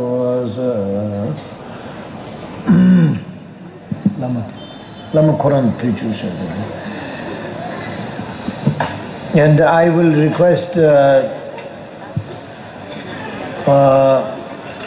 Thik Master Venerable Thik Ming Chi to give you the initiation of the Amitayu and he will come and he will do the things. Và tôi sẽ thỉnh cầu Thượng tọa minh trí thay vì cho tôi để truyền trao quán đỉnh xuống cho tất cả các Phật tử. Xin các Phật tử giữ tâm thanh tịnh để đón nhận năng lực gia trì từ Đức Phật Trường Thọ.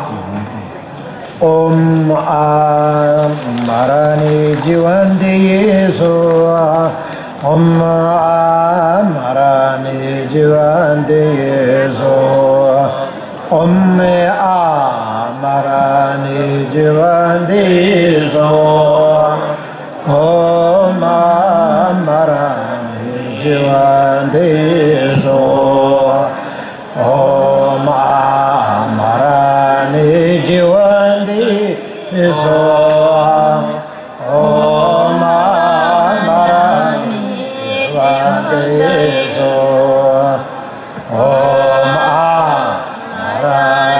Jivanti Yesu. Các Phật tử ở trang số 11 có bài chân ngôn của Đức Phật Trường Thọ. Trang số 11. Page number 11. Trang số 11 ạ.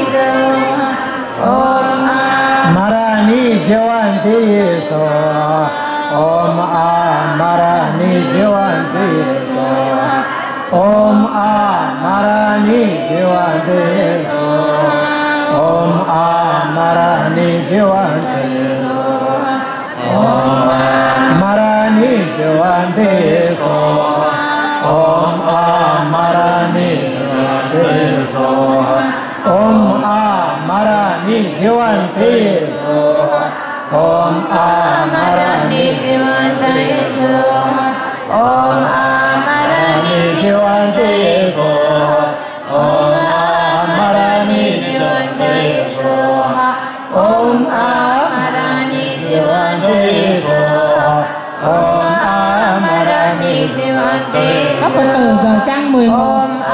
Marani Jivanti. Chị thật to lên nào. Om Marani Jivanti. Om Marani Jivanti. Om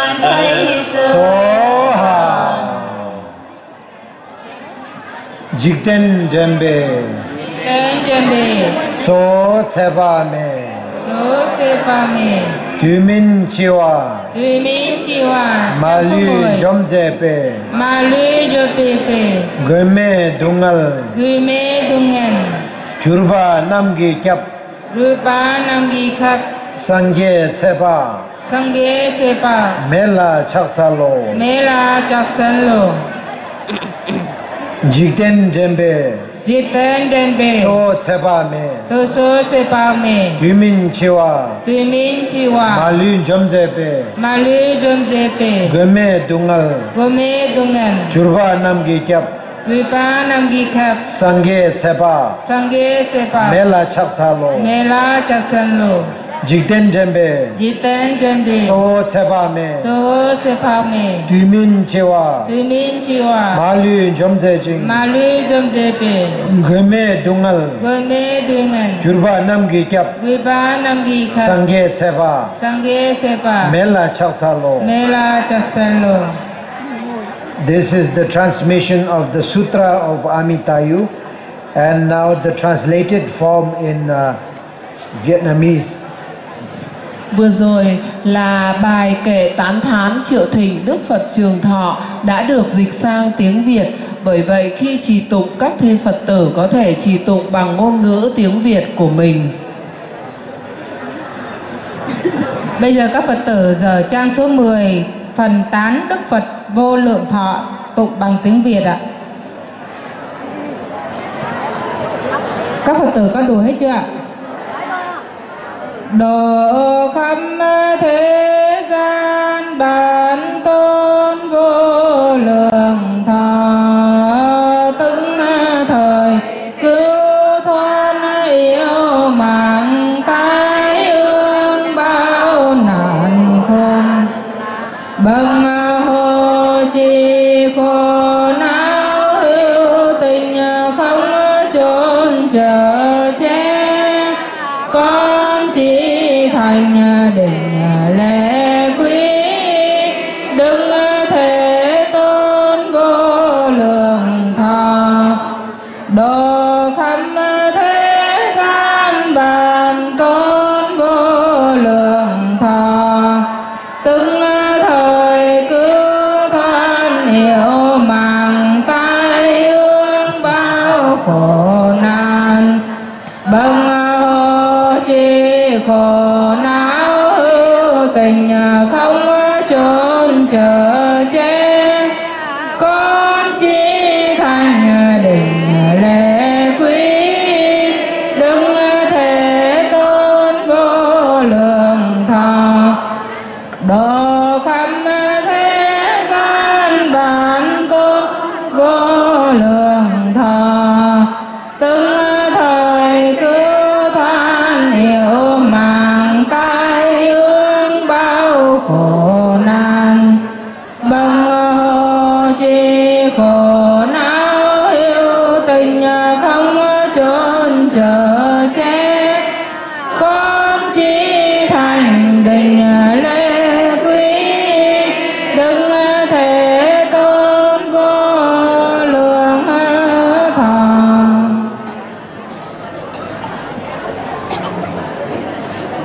The page number 12.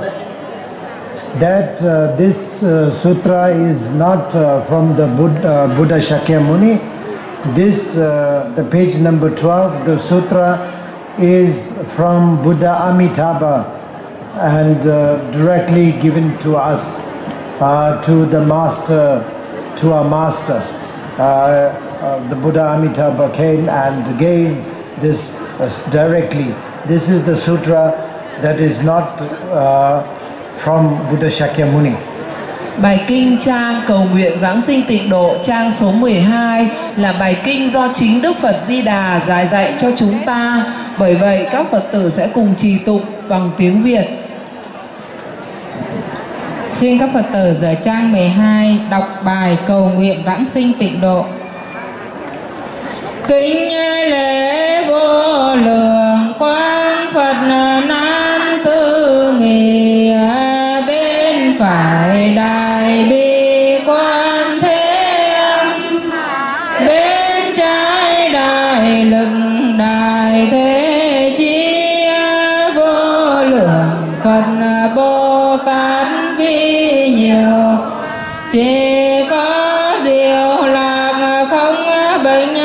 khổ chính là miền cực lạc vô biên. Xin nguyện cầu ngay lúc lâm chung sát na chừng sinh cực lạc. Vừa sinh liền được thấy từ tôn, con nay phán nguyện như vậy rồi. Nguyện cầu chư Phật cùng Bồ Tát gia trì con thành tiêu vô ngại. Kính lễ vô lượng quang phần nan tư nghị. Bên phải đại bi quan thế âm, bên trái đại lực đại thế chí. Vô lượng Phật Bồ Tát bi nhiều, chỉ có diệu lạc không bệnh khổ chính là miền cực lạc vô biên. Xin nguyện cầu ngay lúc mình chung sát na chừng sinh cực lạc quân. Vừa sinh liền được thấy từ tôn, con nay quan nguyện như vậy rồi.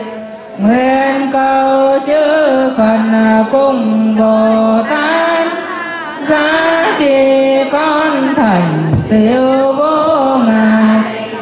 Kính lễ vô lượng quang Phật nan tư nghị. Bên phải đại bi quan thế âm, bên trái đại lực đại thế chí. Vô lượng Phật Bồ Tát bi nhiều, chỉ có diệu là không bệnh khổ chính là miền cực lạc vô biên. Xin nguyện cầu ngay lúc mình chung sát na chừng sinh cực lạc quân. Vừa sinh liền được thấy từ tôn, con nay phán nguyện như vậy rồi.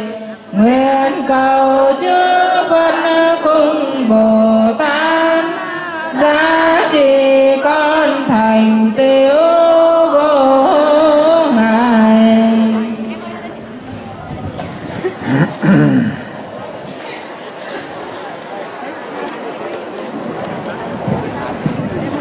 Chom den de la zala ki de la go ar zedu se nga ki ngo zedu se ni ba tempera zedu se.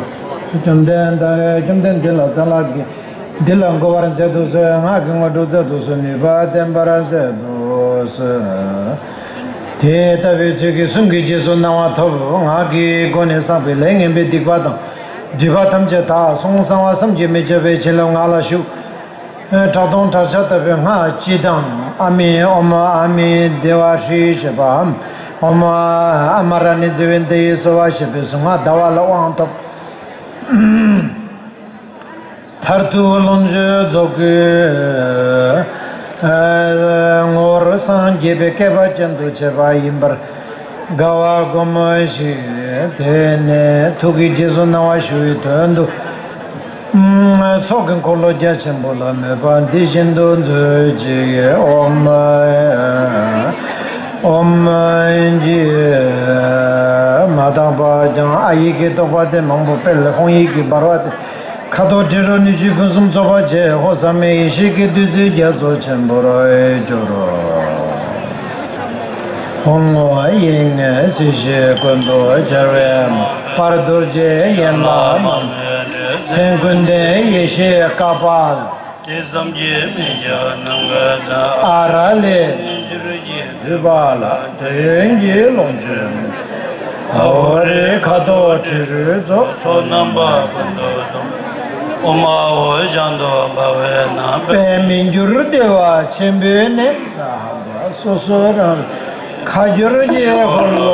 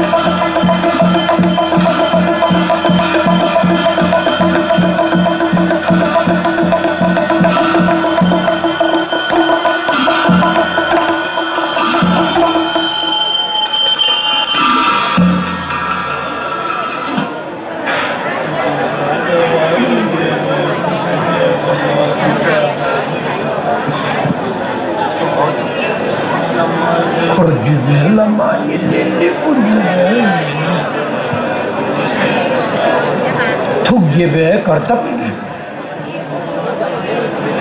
chư tam dễ nam la chilla vashu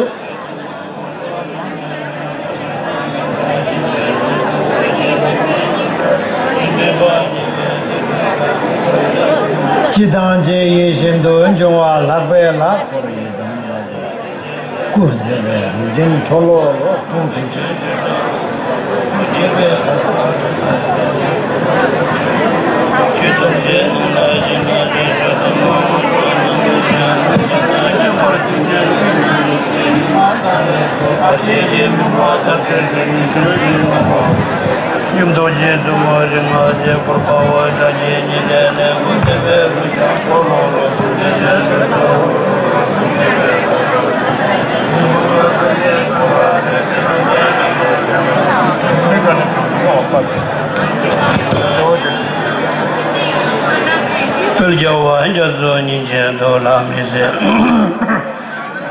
Kala jamdela gurdi bela zeni lele guzebe rojin tono lo sungti jin juda uru ro to jebe gardal ni bullo so jebe la je judam ji nam la je la jo chodo mo jonan kunje da nyambara jinje lo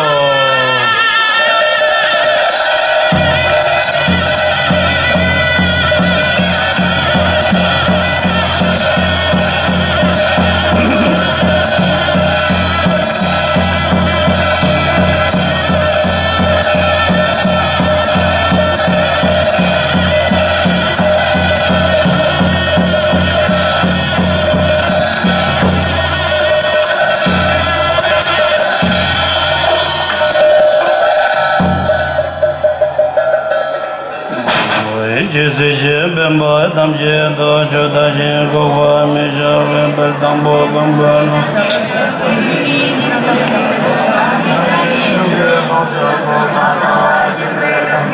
chiche jami ze nam ye de ye je do ba de so ye je lan zo ra ba je ye je tele dambo ye ze ne nam ba ji ge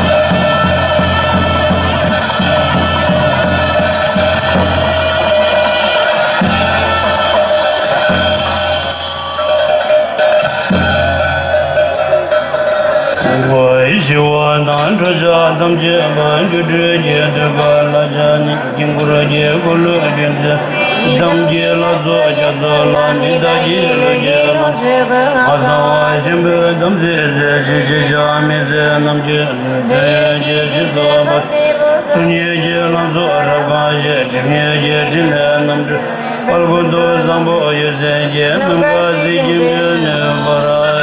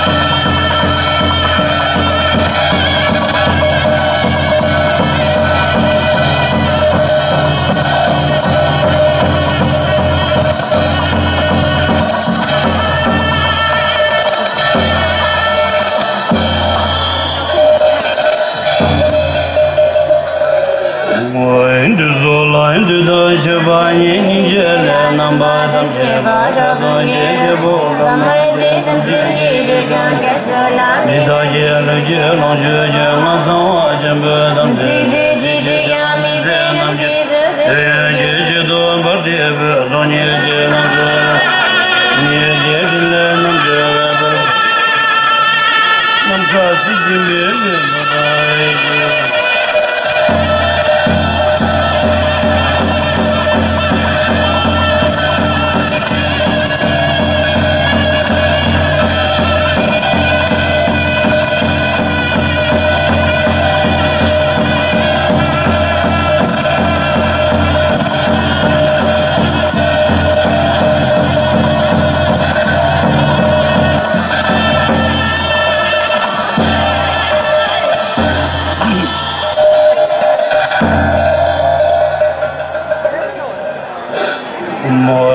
na mi me dong be nga de ga je wa rang la de u sha ma ye je de je de je ja zo ni ro ma wa gar je la ma dam je la so je de je ja zo be ye dan jing go la so je de je ja zo be de zo ba wa gan so je de je ja zo be che jo ma gu jam je la so je de je ja ka je dam je ja zo la so je de je ja zo be che da ni da dam je la so je de je ja Chida jam je dam je la so je de je do be ka wa je be do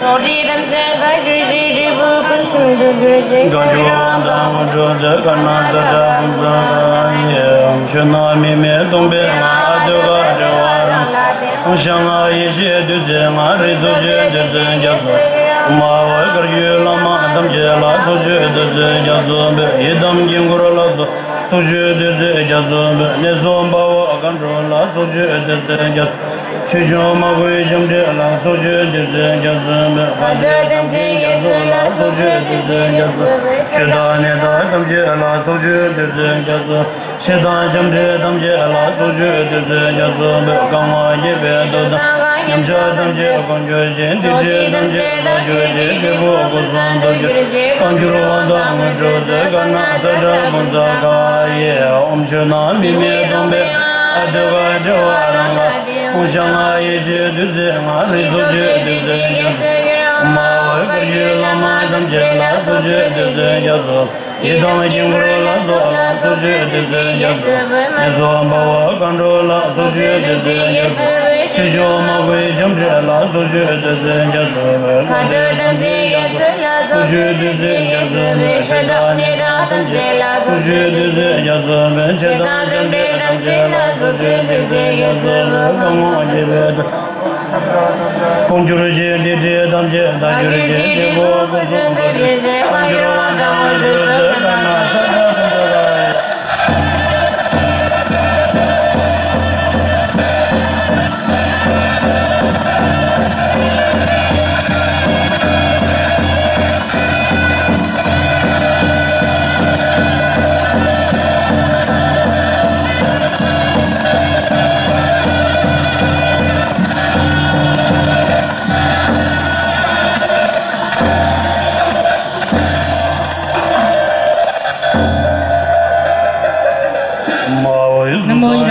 cung thỉnh các sư tăng và các tình nguyện viên của chùa Hà Tiên đứng dậy để chia sốc ạ.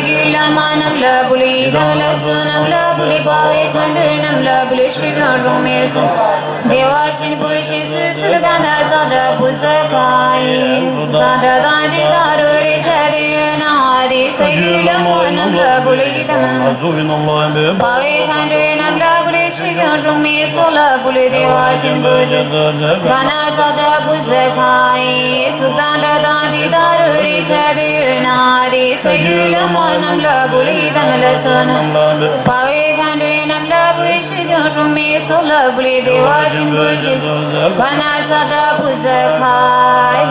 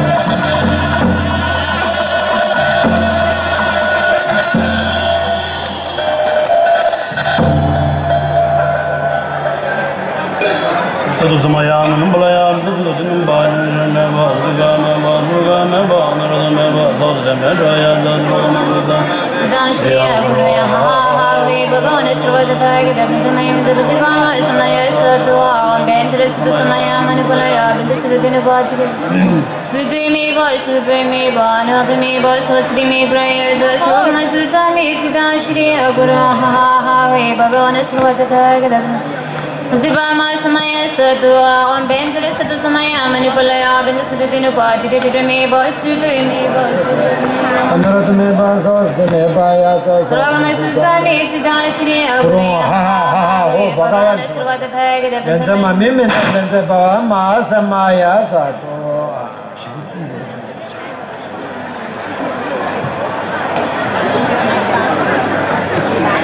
The Gana Chakra will be distributed as a form of the blessing of Amitayu in the wisdom Amitayu. Tất cả những phẩm lộc cúng dường đã cúng dường nay sẽ được chia đến cho các Phật tử.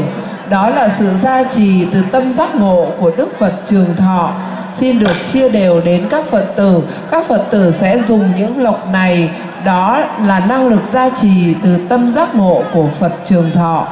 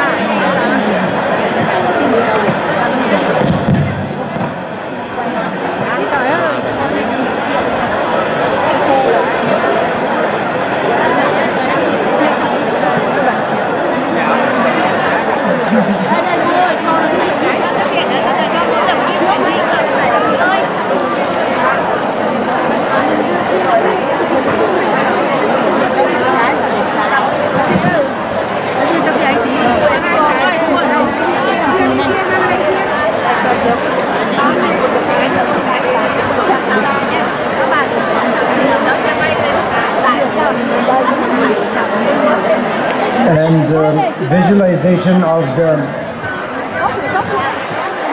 the mind with initiation is that you have to merge together with the Amitayu and then leave yourself in a restful mind without any fabrication and meditate. This is all what we are doing right now. Just join with us.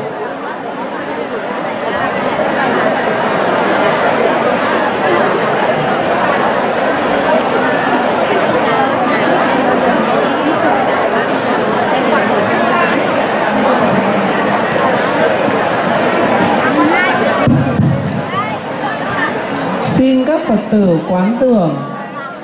Chúng ta hãy quán tưởng từ Đức Phật Trường Thọ, tâm giác ngộ của Ngài tuôn chảy dòng cam lồ, tràn ngập vào khắp toàn thân của chúng ta, ban gia trì cho chúng ta về sức khỏe, về trường thọ. Xin hãy thiền định và quán tưởng như vậy trong một vài giây phút để đón nhận năng lực gia trì từ tâm giác ngộ của Đức Phật Trường Thọ.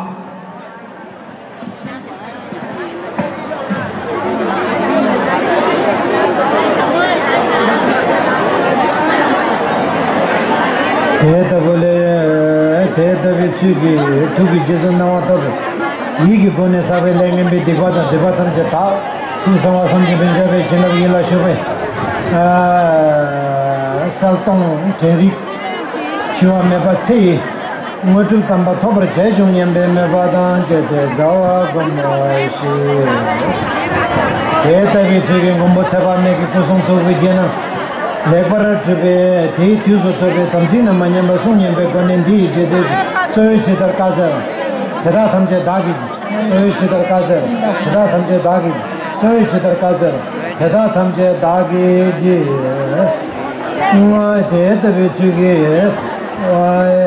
Chawang Jesu Nawa Lekbara Chube Kutin Tara Ki Yandu Mende Mbio Araishu Omo Banzara Bume Ahom Shi Namba Dava Wanche Se Sa Shi Ahom Banzara Riki Ahom Shi Jari Kuryo Ge Bore Uso Hom Ri Ge Bore Rawa Shar Babo Lord Amoli Lord Balang Che Chan Rami Shardo Lita Lita Lord Maya Vaishni Nukde Yanda Lam Chudru Shandu Rami Nyenda Rami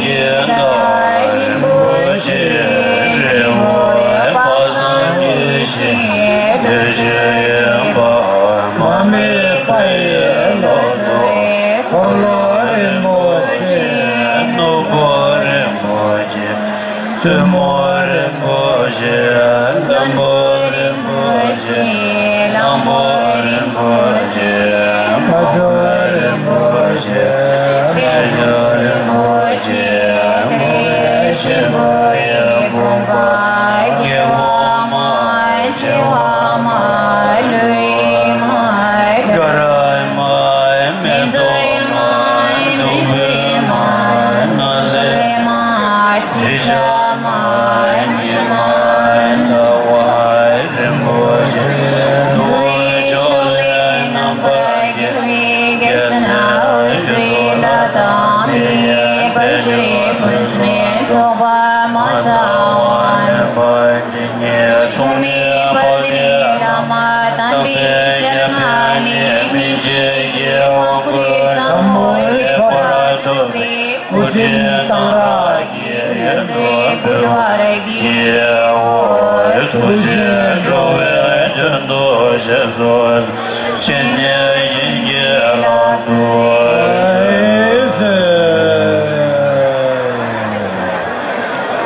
Now with this we have a break, the lunch break, and you all will have the distribution. Everybody will have to have Gana Chakra distribution, and so you shouldn't stand up and go and so that it's very difficult for the people to distribute. So please sit down and make sure that you will get it, and they have a lunch break, and then we come back and then we'll give a rest of the teaching, and the puja has to be concluded, and the initiation will conclude after that.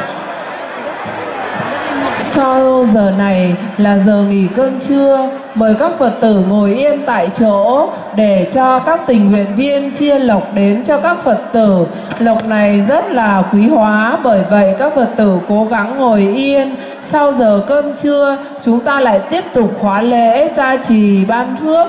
Xin các Phật tử giữ trật tự và ngồi yên tại chỗ ạ.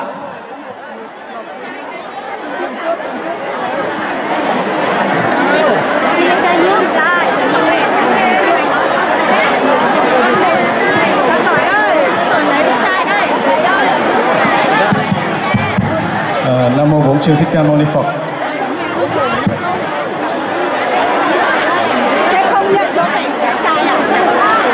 Nam mô Bổn Sư Thích Ca Mâu Ni Phật. Tất cả các Phật tử chúng ta im lặng và cung kính chắp tay lại. Chúng ta quỳ lên để cung tiễn Pháp Vương. Tất cả quỳ lên và im lặng.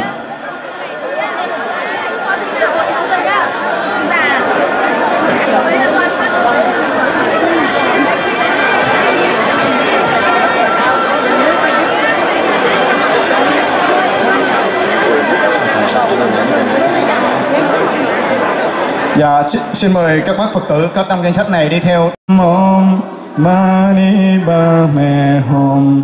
Om Mani Padme Hum. Om Mani Padme Hum. Om Mani Padme Hum. Om Mani Padme Hum. Om Mani Padme Hum. Om Mani Padme Hum. Om Mani Padme Hum. Om Mani Padme Hum. Om Mani Padme Hum. Om Mani Padme Hum. Mani Padme Hum. Om Mani Padme Hum. Om Mani Padme Hum. Om Mani Padme Hum. Mani Padme Hum. Om Mani Padme Hum. Tất cả Phật tử chúng ta cần đảnh lễ tôn nghi của Đức Pháp Vương 3 lạy. Chí tâm đảnh lễ hiện tiền Pháp Vương tôn nghi 3 lạy.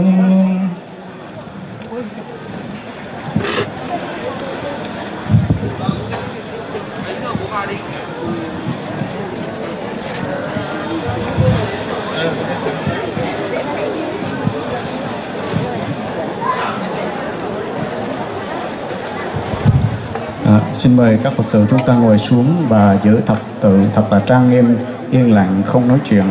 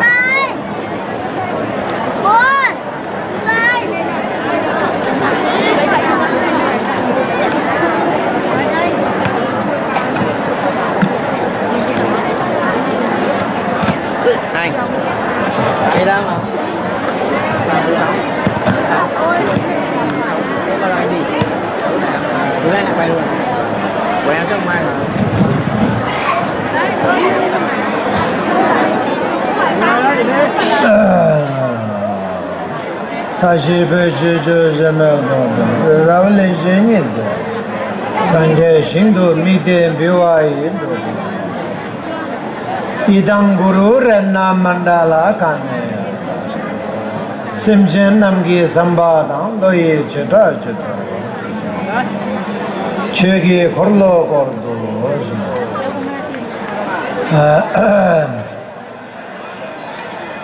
Now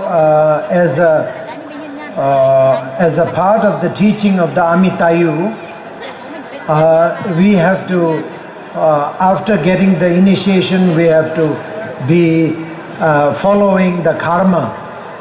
We have to follow the Buddha Dharma.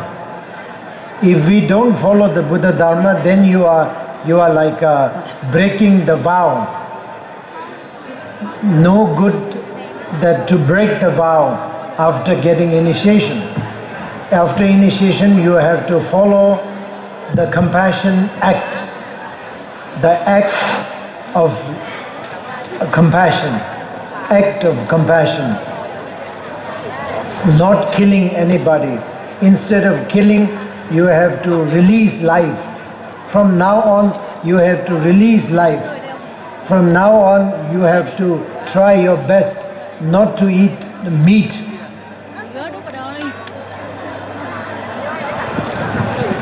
Nam Mô A Di Đà Phật.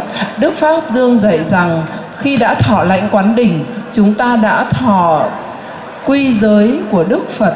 Chúng ta cần phải giữ gìn giới nguyện của mình, đừng vi phạm. Nếu vi phạm giới nguyện, cần phải sám hối để được thanh tịnh. Giới nguyện chính của người Phật tử là không giết hại chúng sinh. Ngoài việc không giết hại chúng sinh, cho dù những con vật nhỏ, chúng ta còn cần cố gắng lên tập ăn chay dần dần, mỗi tháng vài ngày và dần dần để đỡ tổn hại đến mạng sống của chúng sinh. Rồi cũng nên cố gắng tập phóng sinh.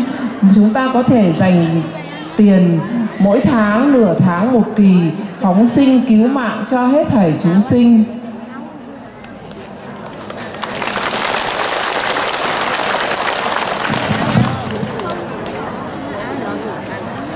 As a Buddhist follower in general, killing is very bad. It is the most violation that you can do. Most biggest violation is the killing. That is the reason why in the 10 virtues, the first virtue that the Buddha Shakyamuni said is the killing. Don't kill. So that is the first thing he said among the 10. The last 10 are not very important. The most important is not to kill. So this is the reason he put this killing thing in the first place. Việc sát hại chúng sinh là một việc làm tiêu cực, tích lũy rất nhiều ác nghiệp.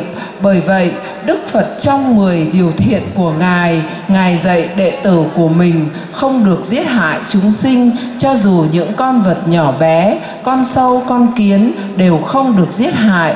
Vì việc thiện hạnh không giết hại được đưa vào đứng đầu tiên trong 10 thiện nghiệp mà Ngài hướng dẫn cho hàng Phật tử tại gia.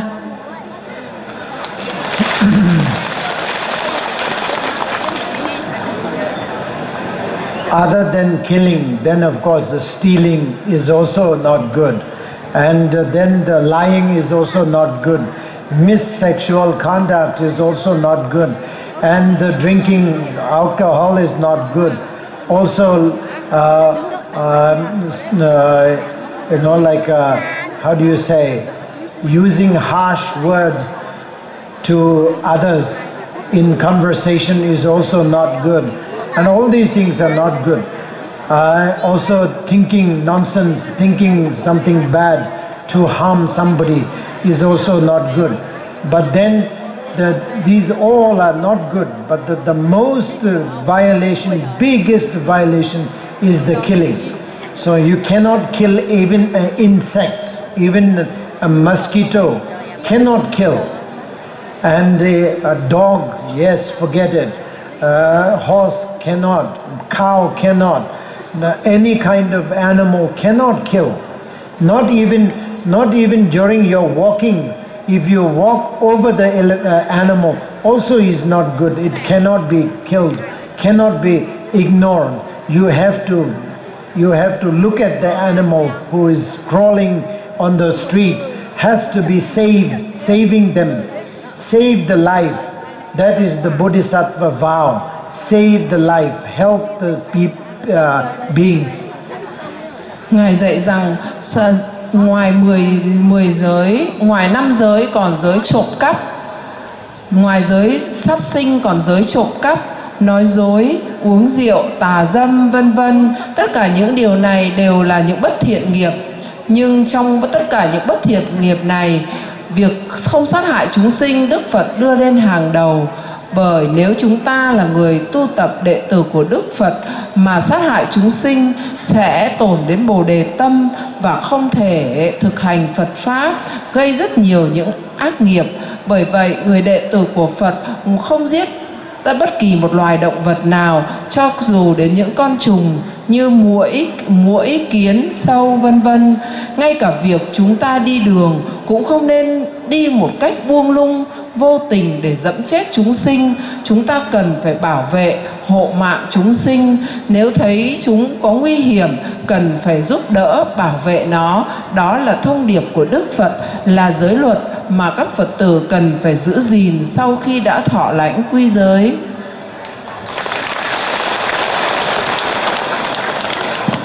As a follower of Buddhism and as a follower of Amitayu, and particularly speaking as a follower of me, what I said is something that you have to listen.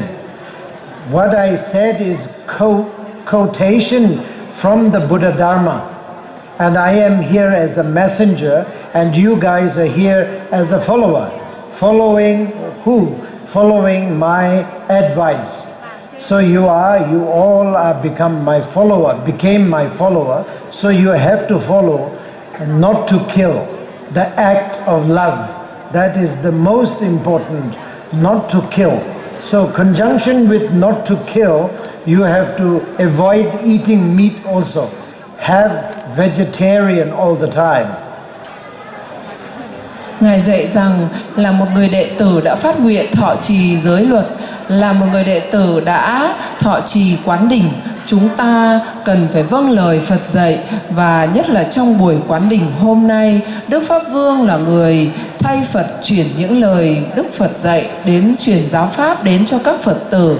Bởi vậy các Phật tử phải thực hành những lời giáo huấn và giữ gìn giới nguyện. Và trong những điều giáo huấn, Ngài vẫn nhắc lại việc sát hại chúng sinh là việc cấm kỵ, tối cấm kỵ.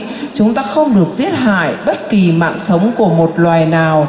Và bên cạnh đó cố gắng phát triển lòng từ bi bằng cách tập ăn chay. Nếu có thể ăn chay trường là tốt nhất. Còn nếu không, chúng ta cố gắng tập ăn chay kỳ 10 ngày, 6 ngày, 4 ngày để phát triển tâm Bồ Đề.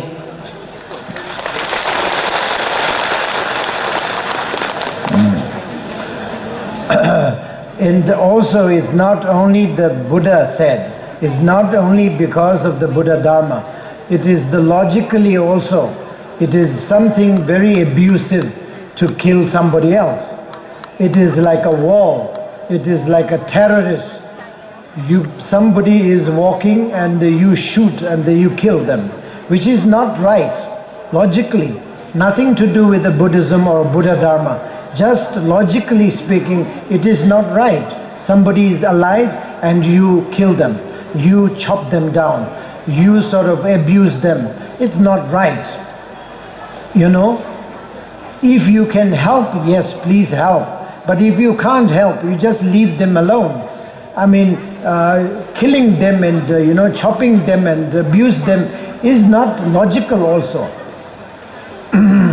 Kể vấn đề sát hại chúng sinh, nếu không phải chỉ là giáo pháp của Đức Phật mà nói về mặt logic thì giết hại chúng sinh cũng không là một điều không đúng. Ví dụ có một người đó đang sống, chúng ta đến và bắn họ chết. Đây là một điều hoàn toàn không phù hợp với quy luật sinh tồn.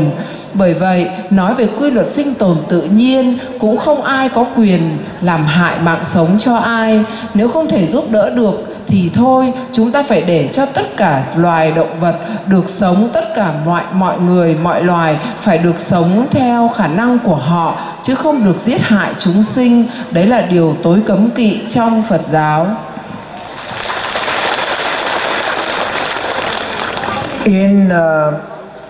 In Buddhist territory, in Buddhist society, I would say, there are many types of societies. Some societies say, for example, some Theravadins say that not killing or not eating meat is a Mahayana thing. Mahayana always talk about that, but we, Hinayana, doesn't talk about that. Let's have meat, So the Hinayana type, many Hinayana type, they eat meat. That is also not right. Totally wrong according to the Buddha Shakyamuni's teaching. It is totally wrong. And it's logically also totally wrong.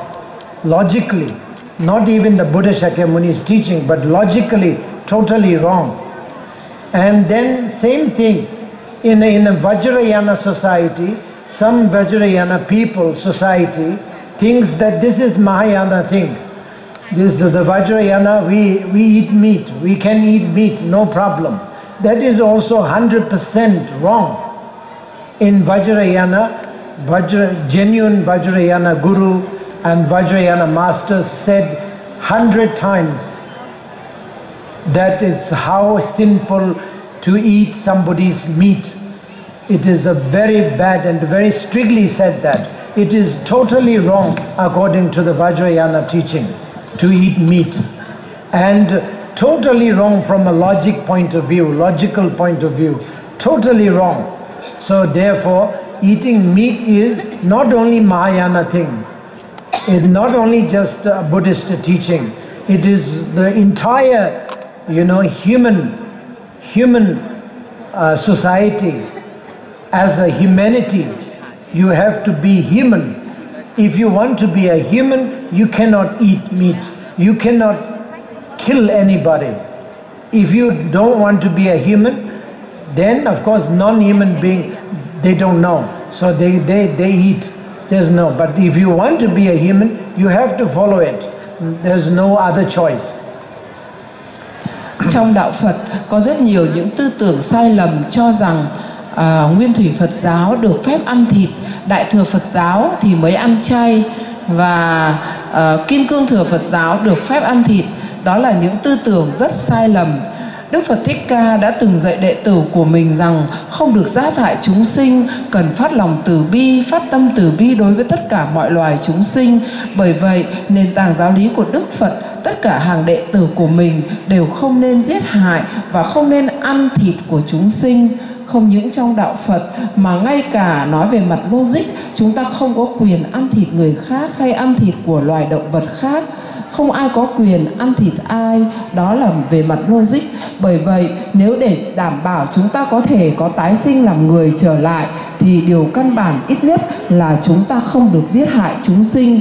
Nếu chúng ta sát hại chúng sinh, chắc chắn sẽ không được tái sinh trở lại cõi người, phải đọa xuống 3 đường ác.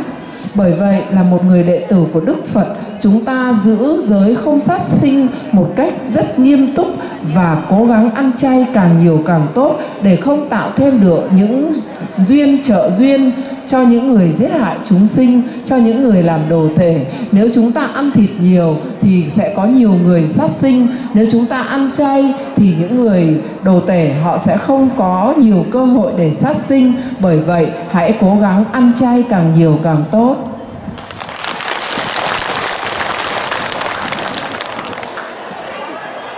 Theravada, their excuse is that the Buddha Shakyamuni himself is not a vegetarian. So therefore we, as a follower of Buddha Shakyamuni, doesn't need to be a vegetarian. This is what they say, I think. At the Vajrayana they say, oh, some of our masters are, very great masters are not vegetarian, so we don't have to be vegetarian. The same thing. But that is not right, because the Buddha got enlightened already. So for them it is not different. Having a vegetarian or having non-vegetarian doesn't really have that much of difference, because they are enlightened. They are non-human beings. They are already beyond us. So it's the same thing with the great master in Vajrayana tradition. Some of them also, they are non-veg and the veg no different, because they are got enlightened. But people like us, we have to be logical. So therefore we have to follow the Buddha's teaching, not the Buddha's what Buddha do. We can't do everything what Buddha does. You know, the Buddha turns water into fire. We cannot do that. Buddha turns fire into water. We cannot do that. You know, Buddha and the Guru masters, great masters, they fly like a bird. They don't need aeroplane, they just fly. They just don't walk also, they just fly. And we cannot do that. So if we have to do whatever they do, we cannot do it anyway. So that actually means we have to follow our logic. That logically it is not right. We have to follow the teaching of the masters. That what they say, teaching of the Buddha Shakyamuni, what they say, that is the thing that we have to follow, not what they do. Nhiều người bào chữa rằng thời Đức Phật Ngài không ăn chay, bởi vậy trong Nguyên thủy Phật giáo họ cũng nghĩ rằng mình không cần phải ăn chay. đối với Kim Cương Thừa, có người nghĩ rằng những bậc thầy giác ngộ, những bậc và thầy vĩ đại, có những vị thầy vĩ đại không ăn chay, bởi vậy chúng ta không cần ăn chay. Đó là cái cách nghĩ rất sai lầm. Chúng ta thấy Đức Phật, Đức Thích Ca hay các bậc thầy giác ngộ là những bậc giác ngộ, bởi các ngài có thể như Đức Phật Thích Ca chuyển lửa thành nước, biến nước thành lửa. Còn các bậc thầy giác ngộ có thể bay trên hư không mà không cần bất kỳ một loại máy bay hỗ trợ nào. Còn bản thân chúng ta không thể làm gì được, tức là chúng ta là những người phàm, không phải là những người giác ngộ. Chúng ta không nên nhìn theo cách đó để bảo chữa cho mình. Chúng ta còn là một người phàm sống trong thế giới tương đối. Bởi vậy, cách tốt nhất là chúng ta nên nghiêm túc vâng lời giáo huấn của Đức Phật, vâng giữ theo giới luật của Đức Phật thì mới có thể tiến được trên con đường đạo của chúng ta. Chúng ta không nên có những tà kiến lệch lạc sai lầm. Cho nên chúng ta cần phải là những hành giả thực hành Phật Pháp, không sát hại chúng sinh và cố gắng ăn chay.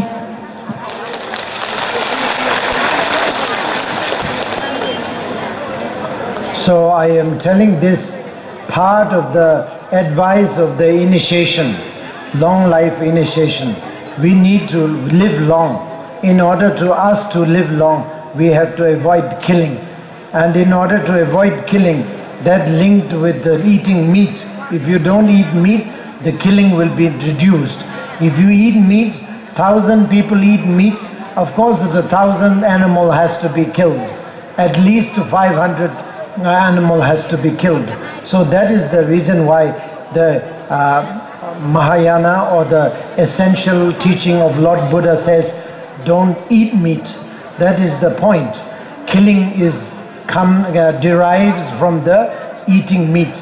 So that is the point. So I am exceptionally happy that Vietnamese Buddhism strictly follows the Mahayana, the essential Buddhist tradition. I am very happy about that. Of course, for example, the female followers, bhikshunis and bhikshus, they are following very good. So, and also all the followers of the Buddhism, they know how important to be vegetarian. So I am extremely happy about that. Ngài dạy rằng Ngài nói về vấn đề sát sinh hôm nay bởi liên hệ đến việc chúng ta thọ quán đỉnh trường thọ. Đức Phật Thích Ca đã từng dạy nhân quả, gieo nhân nào sẽ có quả đó. Bởi vậy, nếu chúng ta giết hại chúng sinh là chúng ta gieo nhân đoàn thọ. Nếu chúng ta ăn thịt chúng sinh là chúng ta gieo nhân bệnh tật. Vậy, muốn sống trường thọ, đón nhận năng lực gia trì của Đức Phật trường thọ, chúng ta cần tránh việc sát hại chúng sinh và cố gắng ăn chay thì mới có thể thọ lãnh được quán đỉnh của Đức Phật trường thọ, đón nhận toàn bộ năng lực gia trì của Ngài để có thể sống mạnh khỏe, không bệnh tật và trường thọ. Tôi rất là vui mừng ở đất nước Việt Nam theo truyền thống của Đại thừa Phật giáo. Bởi vậy tất cả các tăng ni đều ăn chay trường và rất nhiều các Phật tử tại gia cũng là ăn chay trường. Điều này thể hiện Việt Nam, Phật tử Việt Nam, người thực hành theo đạo Phật của Việt Nam có sự hiểu biết về nhân quả và tin vào lời Đức Phật dạy.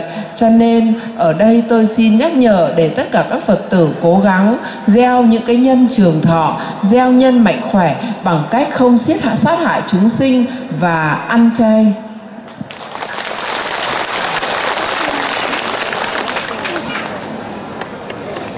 I usually very appreciative to the followers of the Mahayana tradition of Buddhism very strongly.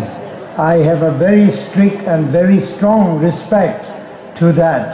For example, tại Tiên, the nuns, some of them come to my monastery, my place in Nepal or India.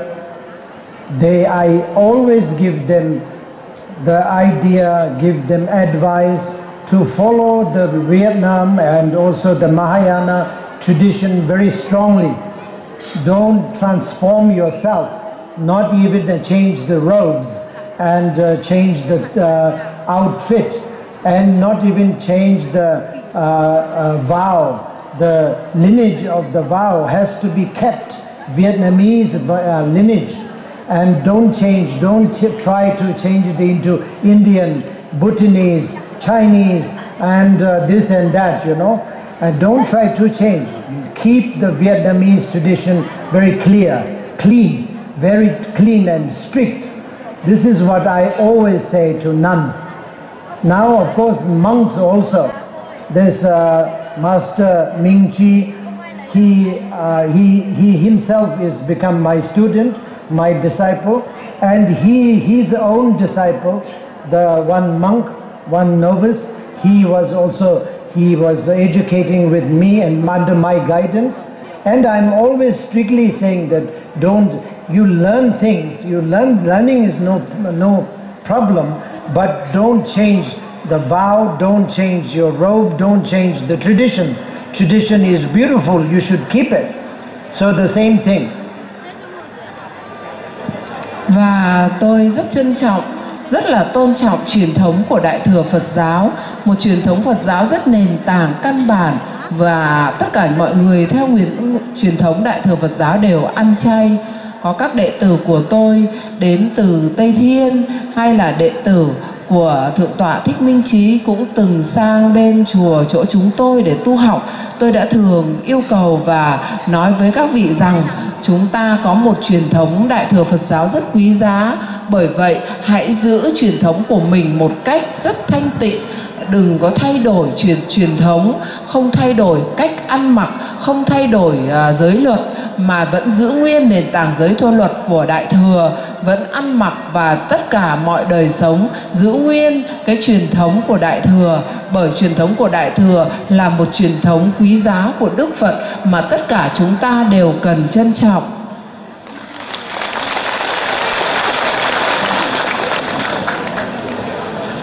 And also there are a few boys, the monks, they took my full refuge vow and they become a monk under my refuge. So there are a few of them. I'm very happy. But also my advice is that they should also keep the Vietnam tradition, Vietnam outfit, and they should have their own.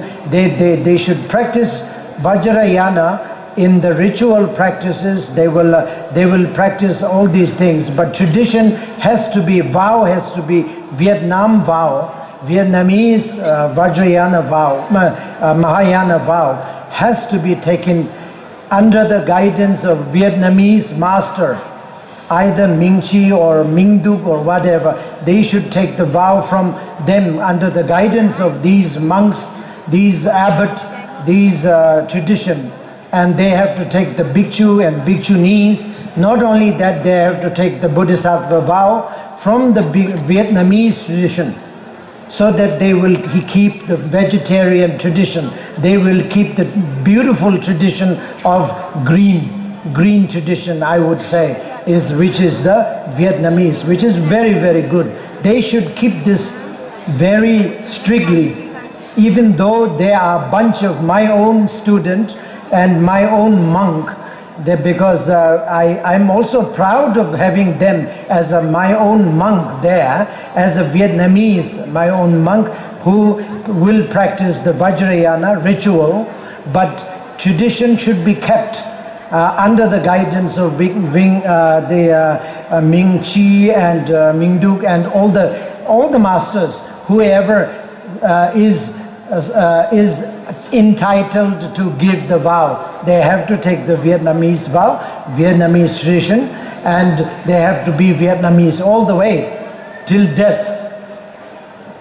Và tôi cũng có một số các cháu thanh niên muốn xuất gia tu học theo Kim Cương Thừa với tôi cũng chính thức nhận các vị là đệ tử của tôi, cạo tóc xuất gia. Nhưng tôi vẫn yêu cầu các vị phải tập tu theo truyền thống của Việt Nam, phải ăn chay, phải thực hành giới hạnh theo truyền thống của Việt Nam. Và sau này các vị cũng nên cầu giới với các thượng tọa như Thượng tọa Minh Trí, Thượng tọa Minh Đức hay tất cả chư tăng Việt Nam sẽ truyền giới cho các vị để các vị giữ truyền thống Việt Nam và thực hành theo Kim Cương Thừa. Mặc dù tôi rất là vui bởi có những đệ tử Việt Nam, người Việt Nam thực hành kim cương thừa, nhưng tôi vẫn muốn các vị giữ mình theo truyền thống nguyên thủy của Việt Nam, tức là truyền thống ăn chay và thực hành theo Đại thừa Phật giáo.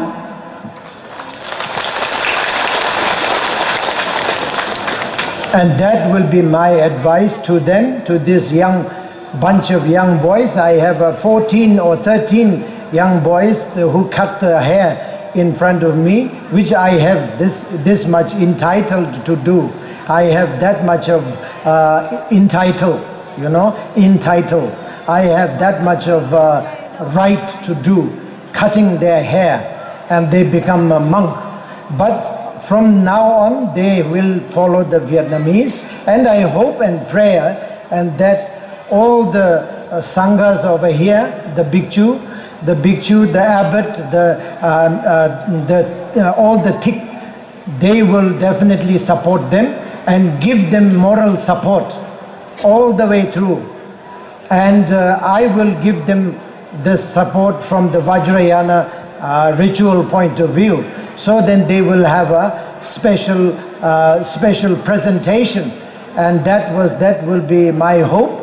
And the reason why I hope this is that we all should not transform the Vietnamese into Tibetan, Vietnamese into Indian, Vietnamese into Mahayana into Theravadan, Mahayana into Vajrayana, transform and change entirely and become non-vegetarian, become smoking, become doing different things, and Vietnamese tradition will be died. That is not right. We are here to support Vietnam. We are here to support Vietnamese tradition. Not only Buddhism, but whatever the tradition is, good traditions we have to keep, especially the Buddhist tradition, the real Mahayana tradition, which is very beautifully there from 1,000 years ago up until now, almost the same as Drukpa lineage. Drukpa lineage was also like almost 1,000 now. So this is the kind of a thing, very ancient tradition we have that has to be kept very nicely, cannot change. Tôi mới có một cái duyên lành, có 13-14 cậu thanh niên muốn tu tập theo Kim Cương Thừa, xuất gia theo truyền thống của Kim Cương Thừa. Nhưng mặc dù tôi cũng đã làm lễ xuất gia cho các chú, cắt tóc cho các chú, nhưng tôi vẫn yêu cầu các chú phải thực tập và thực hành theo truyền thống của Đại Thừa, bởi tôi không muốn có một sự thay đổi giữa truyền thống Việt Nam thành truyền thống Ấn Độ, hay Việt Nam thành truyền thống Tây Tạng, vân vân. Tôi muốn giữ nguyên truyền thống của người Phật giáo Việt Nam. Đó là điều mong ước của tôi, và tôi cũng mong ước được sự hỗ trợ của tất cả các thượng tọa đại đức có mặt ở đây để làm sao giữ gìn được truyền thống. Mặc dù tu Kim Cương Thừa nhưng chúng ta vẫn phải giữ gìn được truyền thống của Đại Thừa, và đặc biệt là truyền thống Phật giáo của người Việt Nam là một truyền thống của Đại Thừa vô cùng quý giá, đáng được trân trọng. Đó là mong nguyện của tôi.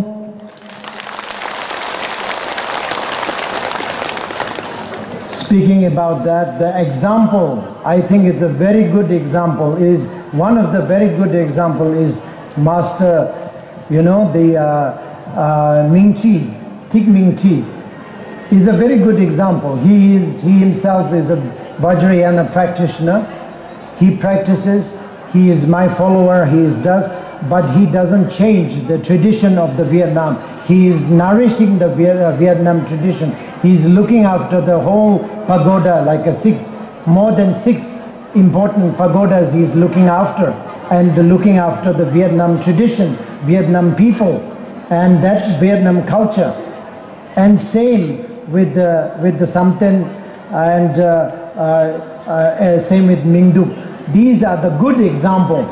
So we as a follower needs to follow the example, good example of that. Vajrayana is something that can be like an ornament for in a very beautiful lady. Put a little bit more ornament, then it's more beautiful. So that is type of thing that you have to understand. It's like an ornament, but it should not be changed entirely. It's just an ornament. So that is the thing. Key point is we should keep the tradition and culture that is linked with the Buddhism and Mahayana Buddhism of this. I said this because this is the last day of the Hanoi, I think. So therefore I wanted to tell this. Of course I will come back and I will say the same thing again. But for the time being, for this trip, it is the last day. So therefore I am taking this opportunity to tell you this, so that you all will know how important the Vietnamese tradition. We are not here to change. You guys also should not be thinking that it has to be changed. No, we have to be vegetarian. If you are not vegetarian, yes, you have to be vegetarian. That changes, it has to be there. If you are killing somebody, killing animal, please don't kill. Try to follow the Mahayana, to not to kill. That of course you have to change. But other than that, you don't have to change from the Buddha's Mahayana Buddhism to somebody else.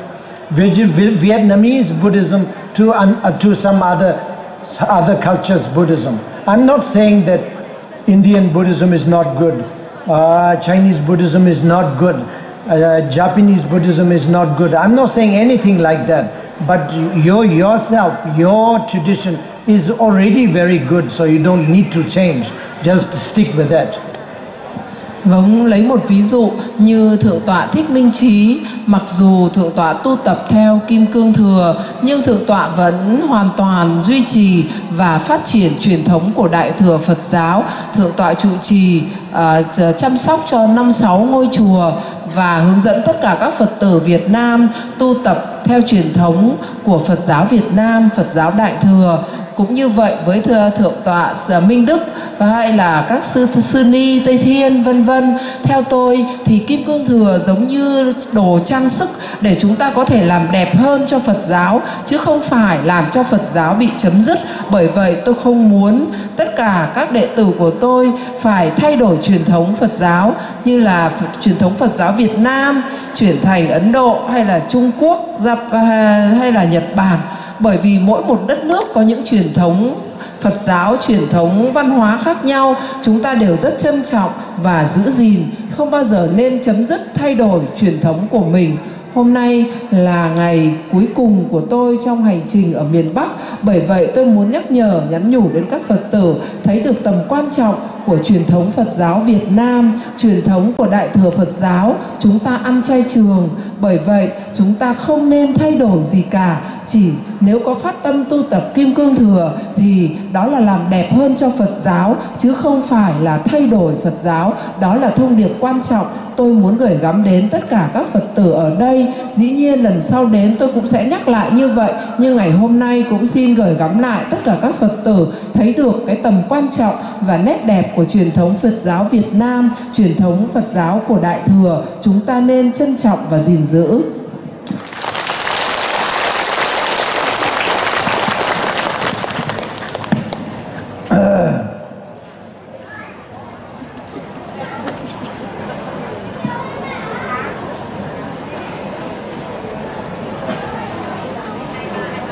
Couple of months or a year, I think 1 year ago, I have seen a bunch of the Vietnamese who are wearing like my outfit, like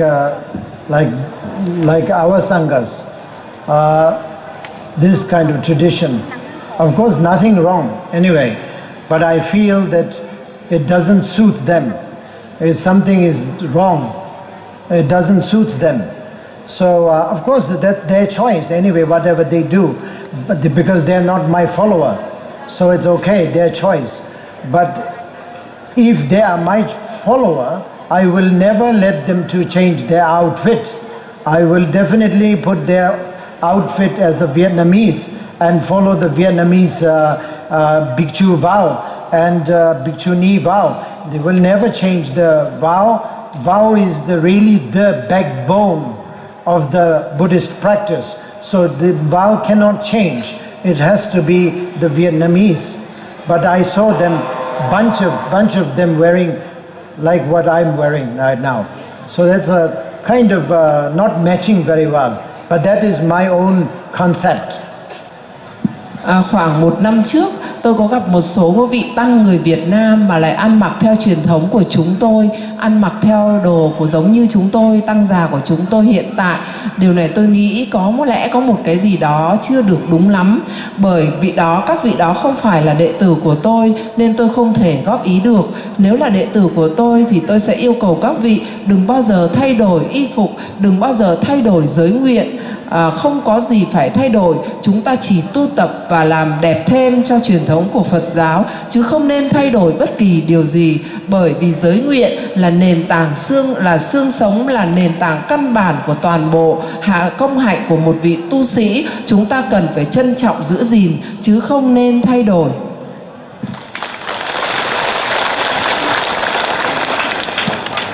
Okay, just now my novice, the student of Mingchi, requested Mahakala dance, but of course Mahakala dance, we have done this here a couple of years ago. We have done a grand Mahakala dance over here. I'm sure that you all are here, plus it was not prepared, so there is no Mahakala dance can provide here. But of course we have done a grand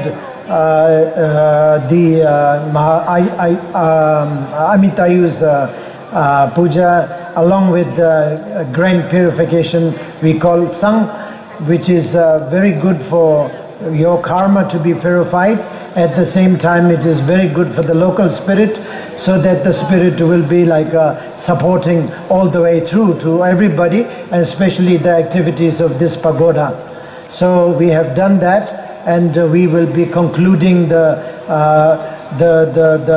Sang right after this.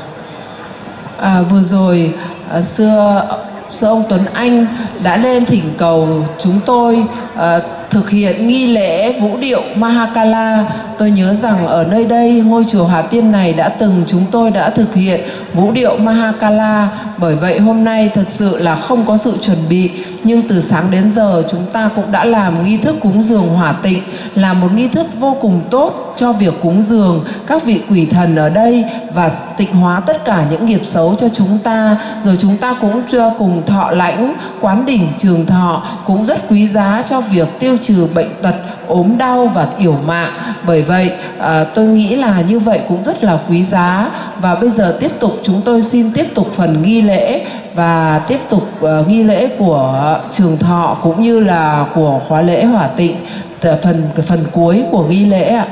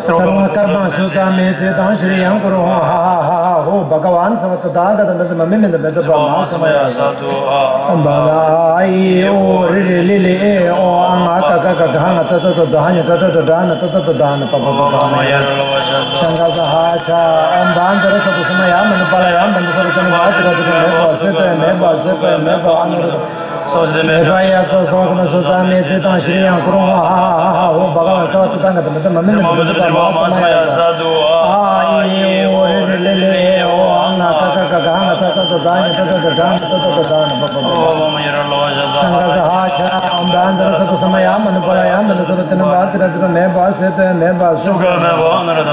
Swasti meba yatsa sokna sutame chetan shriyam kuru ha ha ha Masamaya sato ai o lili o kaka dhana tata dhanya tata dhana papa ai ja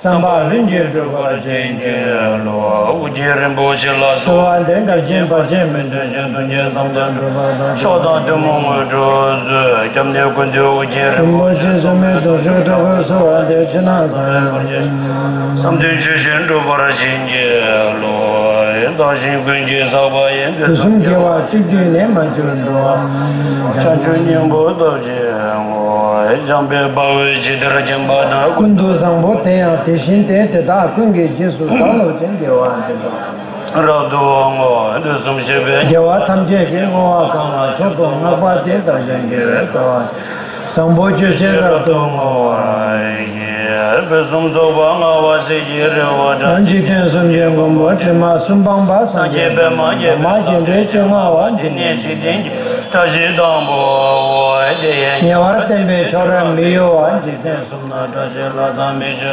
Chishin Tambachi, Punam Lashi, Bandinji, Dengue, Tajiniba, Yendin Dambacha, Tashi, Madame Lama, Tebene, Musashi, Dinji, Dengue, Tashi, Doji, Chanchi, Dilin, Naroda, Marvane, Lagambota, Zavana, Bobara, Bajan, Kajula Manam, Jetashi, Yagra Panjin, Bola, Katin, Jepeman, Kola, Dendum, Tadalono, Simbakan, Ujian, Boche, Tashi, Mibamba, Makarbo, Shady, Jetemada, Pension Joy, when you do your and you watch you, no, I'm not Bishop, Jetashi, Tawa, Tante, Maya, the watch. You call La Song, you say La Donna, Shin to Barajebe, Kazala, Maya, Pushing to wash it, Chujon, Janjo, John, Jajin, to send Norgi Dabo, Arian, Zambala, who are Syrian, Nola Tedanam,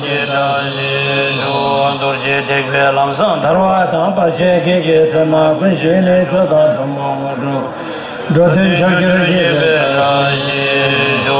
Dine Jawa, Trange, Demba, Shindo, Demba, Demba, Demba, Jiva, Lamada, Kunjo, Sungi, Demba, Sanje, Janjo, Demba, Chinja, Lave, Zonji, Yoso, Zobe, Madan, Chembo, Chuji, Nambara, Samje, Meja, Toji, Tete, Shindo, Drukpa, Choda, Tida, Neka, Tamjeto, Tashidan, the Lege, Chavara, Churchi, Zaya, Zaya, Sunda.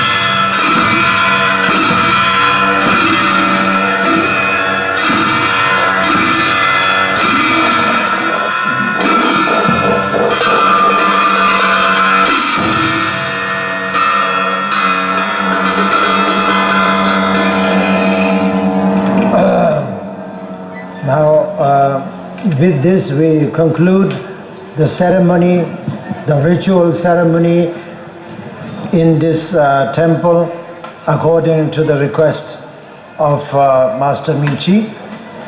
And at the end, as a final conclusion, I would like to thank you. I would like to thank Master Minchi. As usual, he is very close to me. He was he's coming to see me outside of Vietnam also, time to time.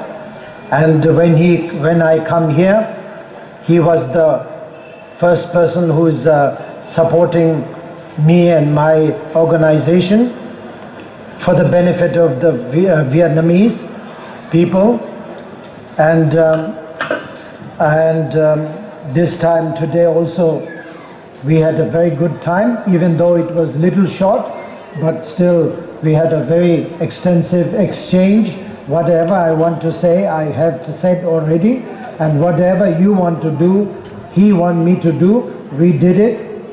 And therefore special thanks to the local Vĩnh Phúc spirit and Vĩnh Phúc government. Spirit and the government, they both were very kind. The spirit were very kind, because from Tai Tien to the stupa and up to here, the Vĩnh Phúc spirits are very supportive. They gave us a very good weather. They gave us a very good time. That much they can do. They can't do anything any better than that. So thank the spirit. And then special thank goes to the government, because government has been always very helpful. In general, the Vietnamese government, central government, were very helpful for the Buddhists, and not only for the Buddhists but the religion. Entirely, they are very how do you say, very acceptance. They have a very strong acceptance, and Buddhist in general, Buddhist in specific, very much so. And especially my visit and my tour, ever since I was the day one coming here, it was very helpful. So I wanted to express my special thanks to all the government, and especially the Vĩnh Phúc government. Vừa rồi là phần hồi hướng kết thúc khóa lễ ngày hôm nay tại chùa Hà Tiên. Tôi xin gửi lời cảm niệm công đức đến Thượng tọa Thích Minh Chí. Thượng tọa Thích Minh Chí là người rất gần gũi với tôi, cũng thường sang Nepal để thăm chúng tôi, và mỗi khi tôi về Việt Nam, Thượng tọa là những người đứng đầu để hỗ trợ và nâng đỡ cho tất cả tăng đoàn của tôi trong những chuyến hoằng pháp tại Việt Nam. Nên xin gửi đến Thượng tọa lời cảm niệm công đức, và cũng rất là tri ân với tất cả chư vị quỷ thần của tỉnh Vĩnh Phúc, từ những khóa lễ tại Tây Thiên đến Bảo Tháp và ở đây. Thời tiết đều rất là tốt, rất là mát mẻ. Đây là sự hộ trì của các vị quỷ thần đã luôn hộ trì khiến cho chúng ta có những thời tiết tốt, cho nên cũng rất là tri ân đối với các vị quỷ thần. Và lời cảm ơn sâu sắc nhất của tôi gửi đến chính quyền tỉnh Vĩnh Phúc, các cấp lãnh đạo chính quyền tỉnh Vĩnh Phúc đã luôn luôn hỗ trợ giúp đỡ chung cho Phật giáo, và đặc biệt cho những chuyến viếng thăm của tôi đều được sự đồng thuận và hỗ trợ của các ban ngành của tỉnh Vĩnh Phúc. Bởi vậy xin gửi lời cảm ơn đến tất cả các cấp lãnh đạo chính quyền của tỉnh Vĩnh Phúc trong chuyến hoằng pháp này.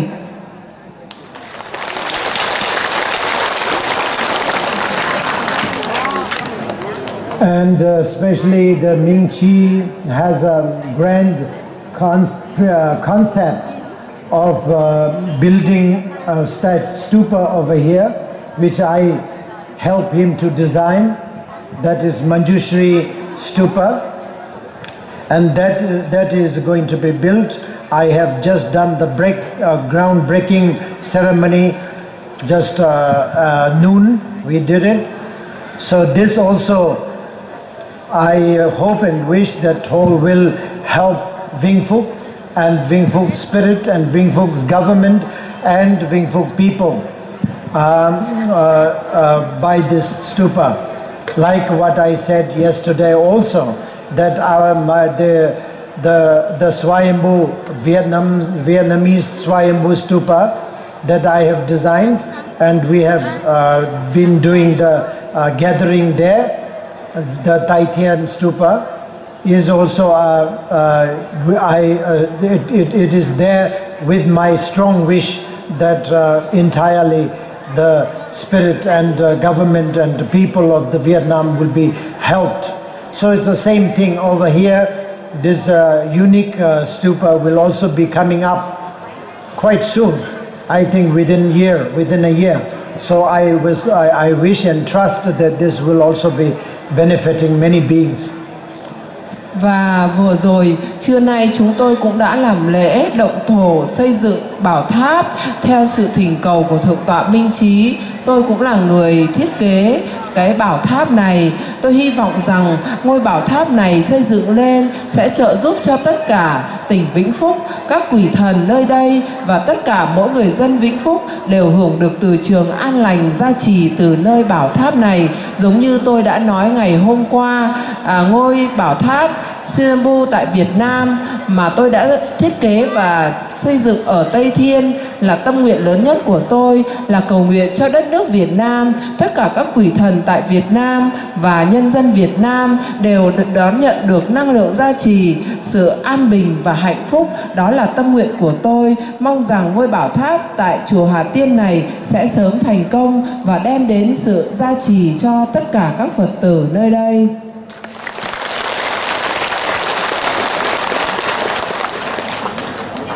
Thank you. Xin chân thành cảm ơn các Phật tử.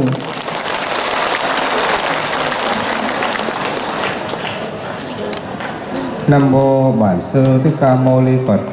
Nam mô Đại Bi Quán Thế Âm Bồ Tát. Xin các Phật tử quỳ lên để làm lễ tạ pháp với Thượng tọa. Ngưỡng bái bạch trên Đức Pháp Vương tôn quý. Giờ đây Đại đàn Quán Đỉnh Mạn Đà La Đức Phật Trường Thọ đã thập phần viên mãn. Hàng đệ tử chúng con đê đầu đỉnh lễ dưới gót chân sen của Ngài, thành kính dâng lời tác bạch. Kính bạch trên Đức Pháp Vương, chúng con từng nghe nhân dân nân thân nan đắc, Phật Pháp lan văn, thật hạnh phúc biết bao từ vô thủy kiếp trôi lăn trong luân hồi sinh tử. Nay chúng con được thân người quý báu, được biết đến Tam Bảo, và hơn thế nữa, chúng con được hạnh ngộ bậc Kim Cương Thượng Sư, Đức Pháp Vương toàn chi tôn quý, đấng hóa thân của Đức Đại Từ Bi Quán Thế Âm thị hiện trên cõi nhân gian. Vì lợi lạc của hết thảy hữu tình, Ngài đã không từ gian nan chẳng màng nhọc, đưa bàn tay trăm báu lục độ vạn hành, quay bánh xe Pháp trải suốt 800 năm. Ngài là đấng quê che chở muôn loài, là hiện thân hợp nhất của Tam Bảo trên thế gian, là suối nguồn của muôn vàn ân phước gia trì bất tận, là thuyền từ bát nhã đưa chúng con đến bến bờ giải thoát an vui. Kính bạch trên Đức Pháp Vương tôn quý, Ngài từng dạy Phật không ở bên ngoài mà sẵn trong tâm của mỗi chúng ta, phải biết chuyển hóa tam độc tham sân si và trường dưỡng tâm Bồ Đề bằng những thiện hạnh lợi tha. Đó là con đường chân chính dẫn ta đến Phật quả. Nơi Ngài dạy chúng con luôn ghi lòng tạc dạ, nguyện đem pháp bảo tôn quý áp dụng vào đời sống thường nhật để ân hưởng hương vị ngọt ngào của suối nguồn pháp nhũ bất tuyệt từ Ngài. Chỉ cần nhất tâm nhớ tưởng tới lời giáo huấn thì dù ở nơi đâu, chúng con cũng như thấy pháp thân Ngài hiện diện che chở nâng đỡ chúng con trên con đường thực hành Phật pháp gian nan. Kính bạch trên Đức Pháp Vương tôn quý, tuy bộn bề với công việc Phật sự, thiện hạnh lợi tha trên khắp Nam Châu, nhưng lương lòng từ bi nơi Ngài đã quang lâm chấn tích chủ xứ Hà Tiên, truyền trao giáo pháp tôn quý cùng Quán Đỉnh Đức Phật Trường Thọ. Chúng con hiểu đây là một cơ hội để chúng con kết nối nhịp cầu tâm linh với bậc thầy Kim Cương Thượng Sư, đón nhận năng lực gia trì bất khả tư nghì, tiêu trừ mọi chướng ngại trên con đường tu và nhận quyết định thành tựu Phật quả. Ôi, tâm từ bi nơi Ngài thật bao la biết mấy. Chúng con chỉ biết đê đầu đỉnh lễ cảm niệm ân đức của Ngài đã dành cho chúng con. Chúng con cũng xin thành kính gửi lời tri ân tới chư tăng ni truyền thừa đã hết lòng giúp đỡ chúng con hoàn thành pháp hội với sự nhiệt tình, kiên nhẫn và chu đáo. Giờ đây, thay vì hết thảy hữu tình, chúng con thỉnh cầu trên Đức Pháp Vương Trường Thọ, kính nguyện trên Ngài thân tâm thường lạc, pháp thể khinh an, tứ đại điều hòa, thường hằng trụ thế, vì lợi lạc cho hết thảy chúng sinh. Kính nguyện truyền thừa Drukpa trải khắp muôn phương, tăng huy và trường tồn mãi mãi. Cầu nguyện thế giới hòa bình, nhân dân an lạc, bốn ân ba cõi tăng ích phúc điền, pháp giới chúng sinh đồng thành Phật đạo. Nam mô Bản Sư Thích Ca Mâu Ni Phật Tác Đại Chứng Minh. Namo Buddha Shakyamuni, Namo Avalokiteshvara. Respectful homage to Your Holiness. The initiation of the Amitayu Mandala has now been completed in the most auspicious manner. The disciples and students gather here prostrate at your lotus feet. It is such a great fortune that having been drowning in samsara since the beginningless time, we are able to attain the precious human body for this life, to know the three jewels and meet Your Holiness, the omniscient Master and the authentic emanation of Avalokiteshvara. With 1,000 years of tireless reincarnation in samsara and actions for the sake of beings, Your Holiness is the true liberator of beings, the perfect embodiment of the three jewels in this world, the prajna boat that carries us to the shore of enlightenment. Holiness have taught that Buddha is nowhere else but within each of us. Knowing the transform the three root negative emotions and develop bodhicitta by selfless actions, that is the righteous path that lead us to Buddhahood. We promise to keep these words in our hearts at all times, to bring the precious Dharma into our actions in daily life. May we see Your Dharmakaya form, which each time we remind ourselves of these teachings. All of the monastic and devotees would like to dedicate our prayers and merits to the long life of Your Holiness and Your Eminence. May you never cease your effort to liberate beings, continue to be the grand Bodhi tree whose shade we seek refuge under. Homage to Your Holiness. Those constantly engaged in virtuous deeds across the world, Your Holiness has compassionately dedicated time to come to our establishment and bestow upon us the initiation of Buddha Amitayu. We are deeply moved and know that this is our greatest chance to forge a genuine spiritual connection and enlighten Guru. Receive the pure blessings that can transform all obstacles on our practice path. The love and compassion from Your Holiness is so vast that we only know to humble ourselves with prostrations in front of Your Holiness. On behalf of all beings, may I offer Your Holiness the most auspicious wishes for your longevity, great health, so that countless beings can benefit from your blessing and activities. May the teachings of Drukpa lineage reach all beings. May all find peace, happiness, and achieve enlightenment. Namo Guru.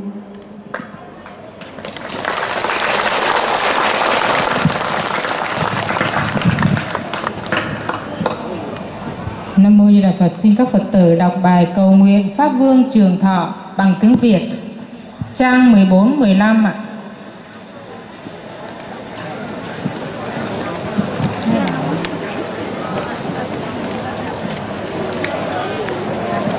Xin các Phật tử giải trang 14-15.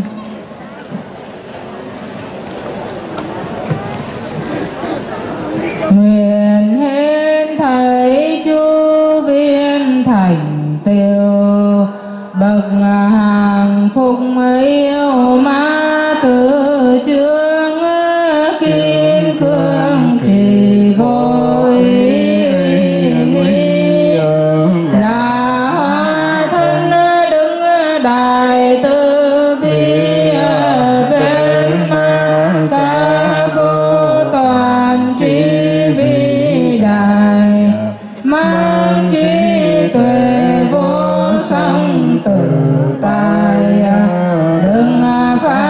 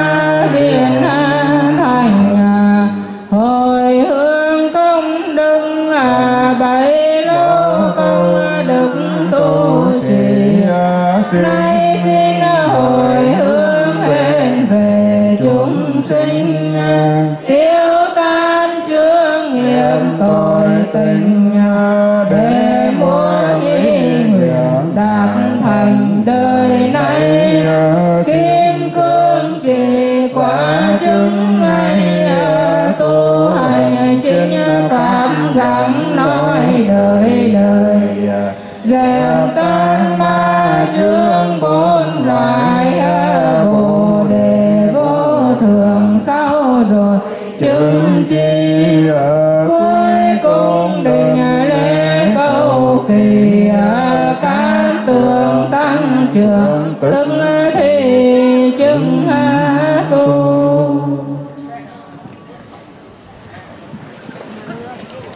Đức Pháp Vương chào tất cả các Phật tử. Xin các Phật tử một tràng pháo tay để cung tiến Đức Pháp Vương về phương trưởng. Nam mô A Di Đà Phật. Xin mời các Phật tử chúng ta đồng quỳ lên, đồng quỳ, tất cả đồng quỳ. Và ban cung nghinh chúng ta chuẩn bị, các bạn ở trong ban bảo vệ cũng tất cả đồng quỳ xuống để cung đón Pháp Vương.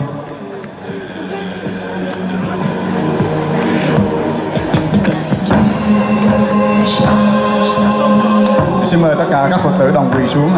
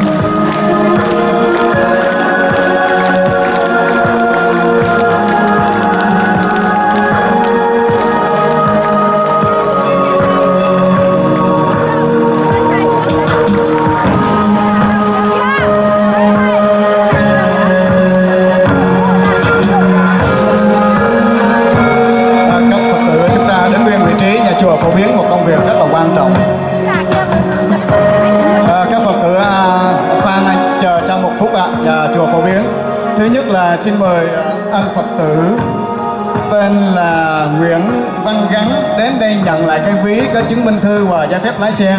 Nhà chùa xin mời anh Nguyễn Văn Gắn lên.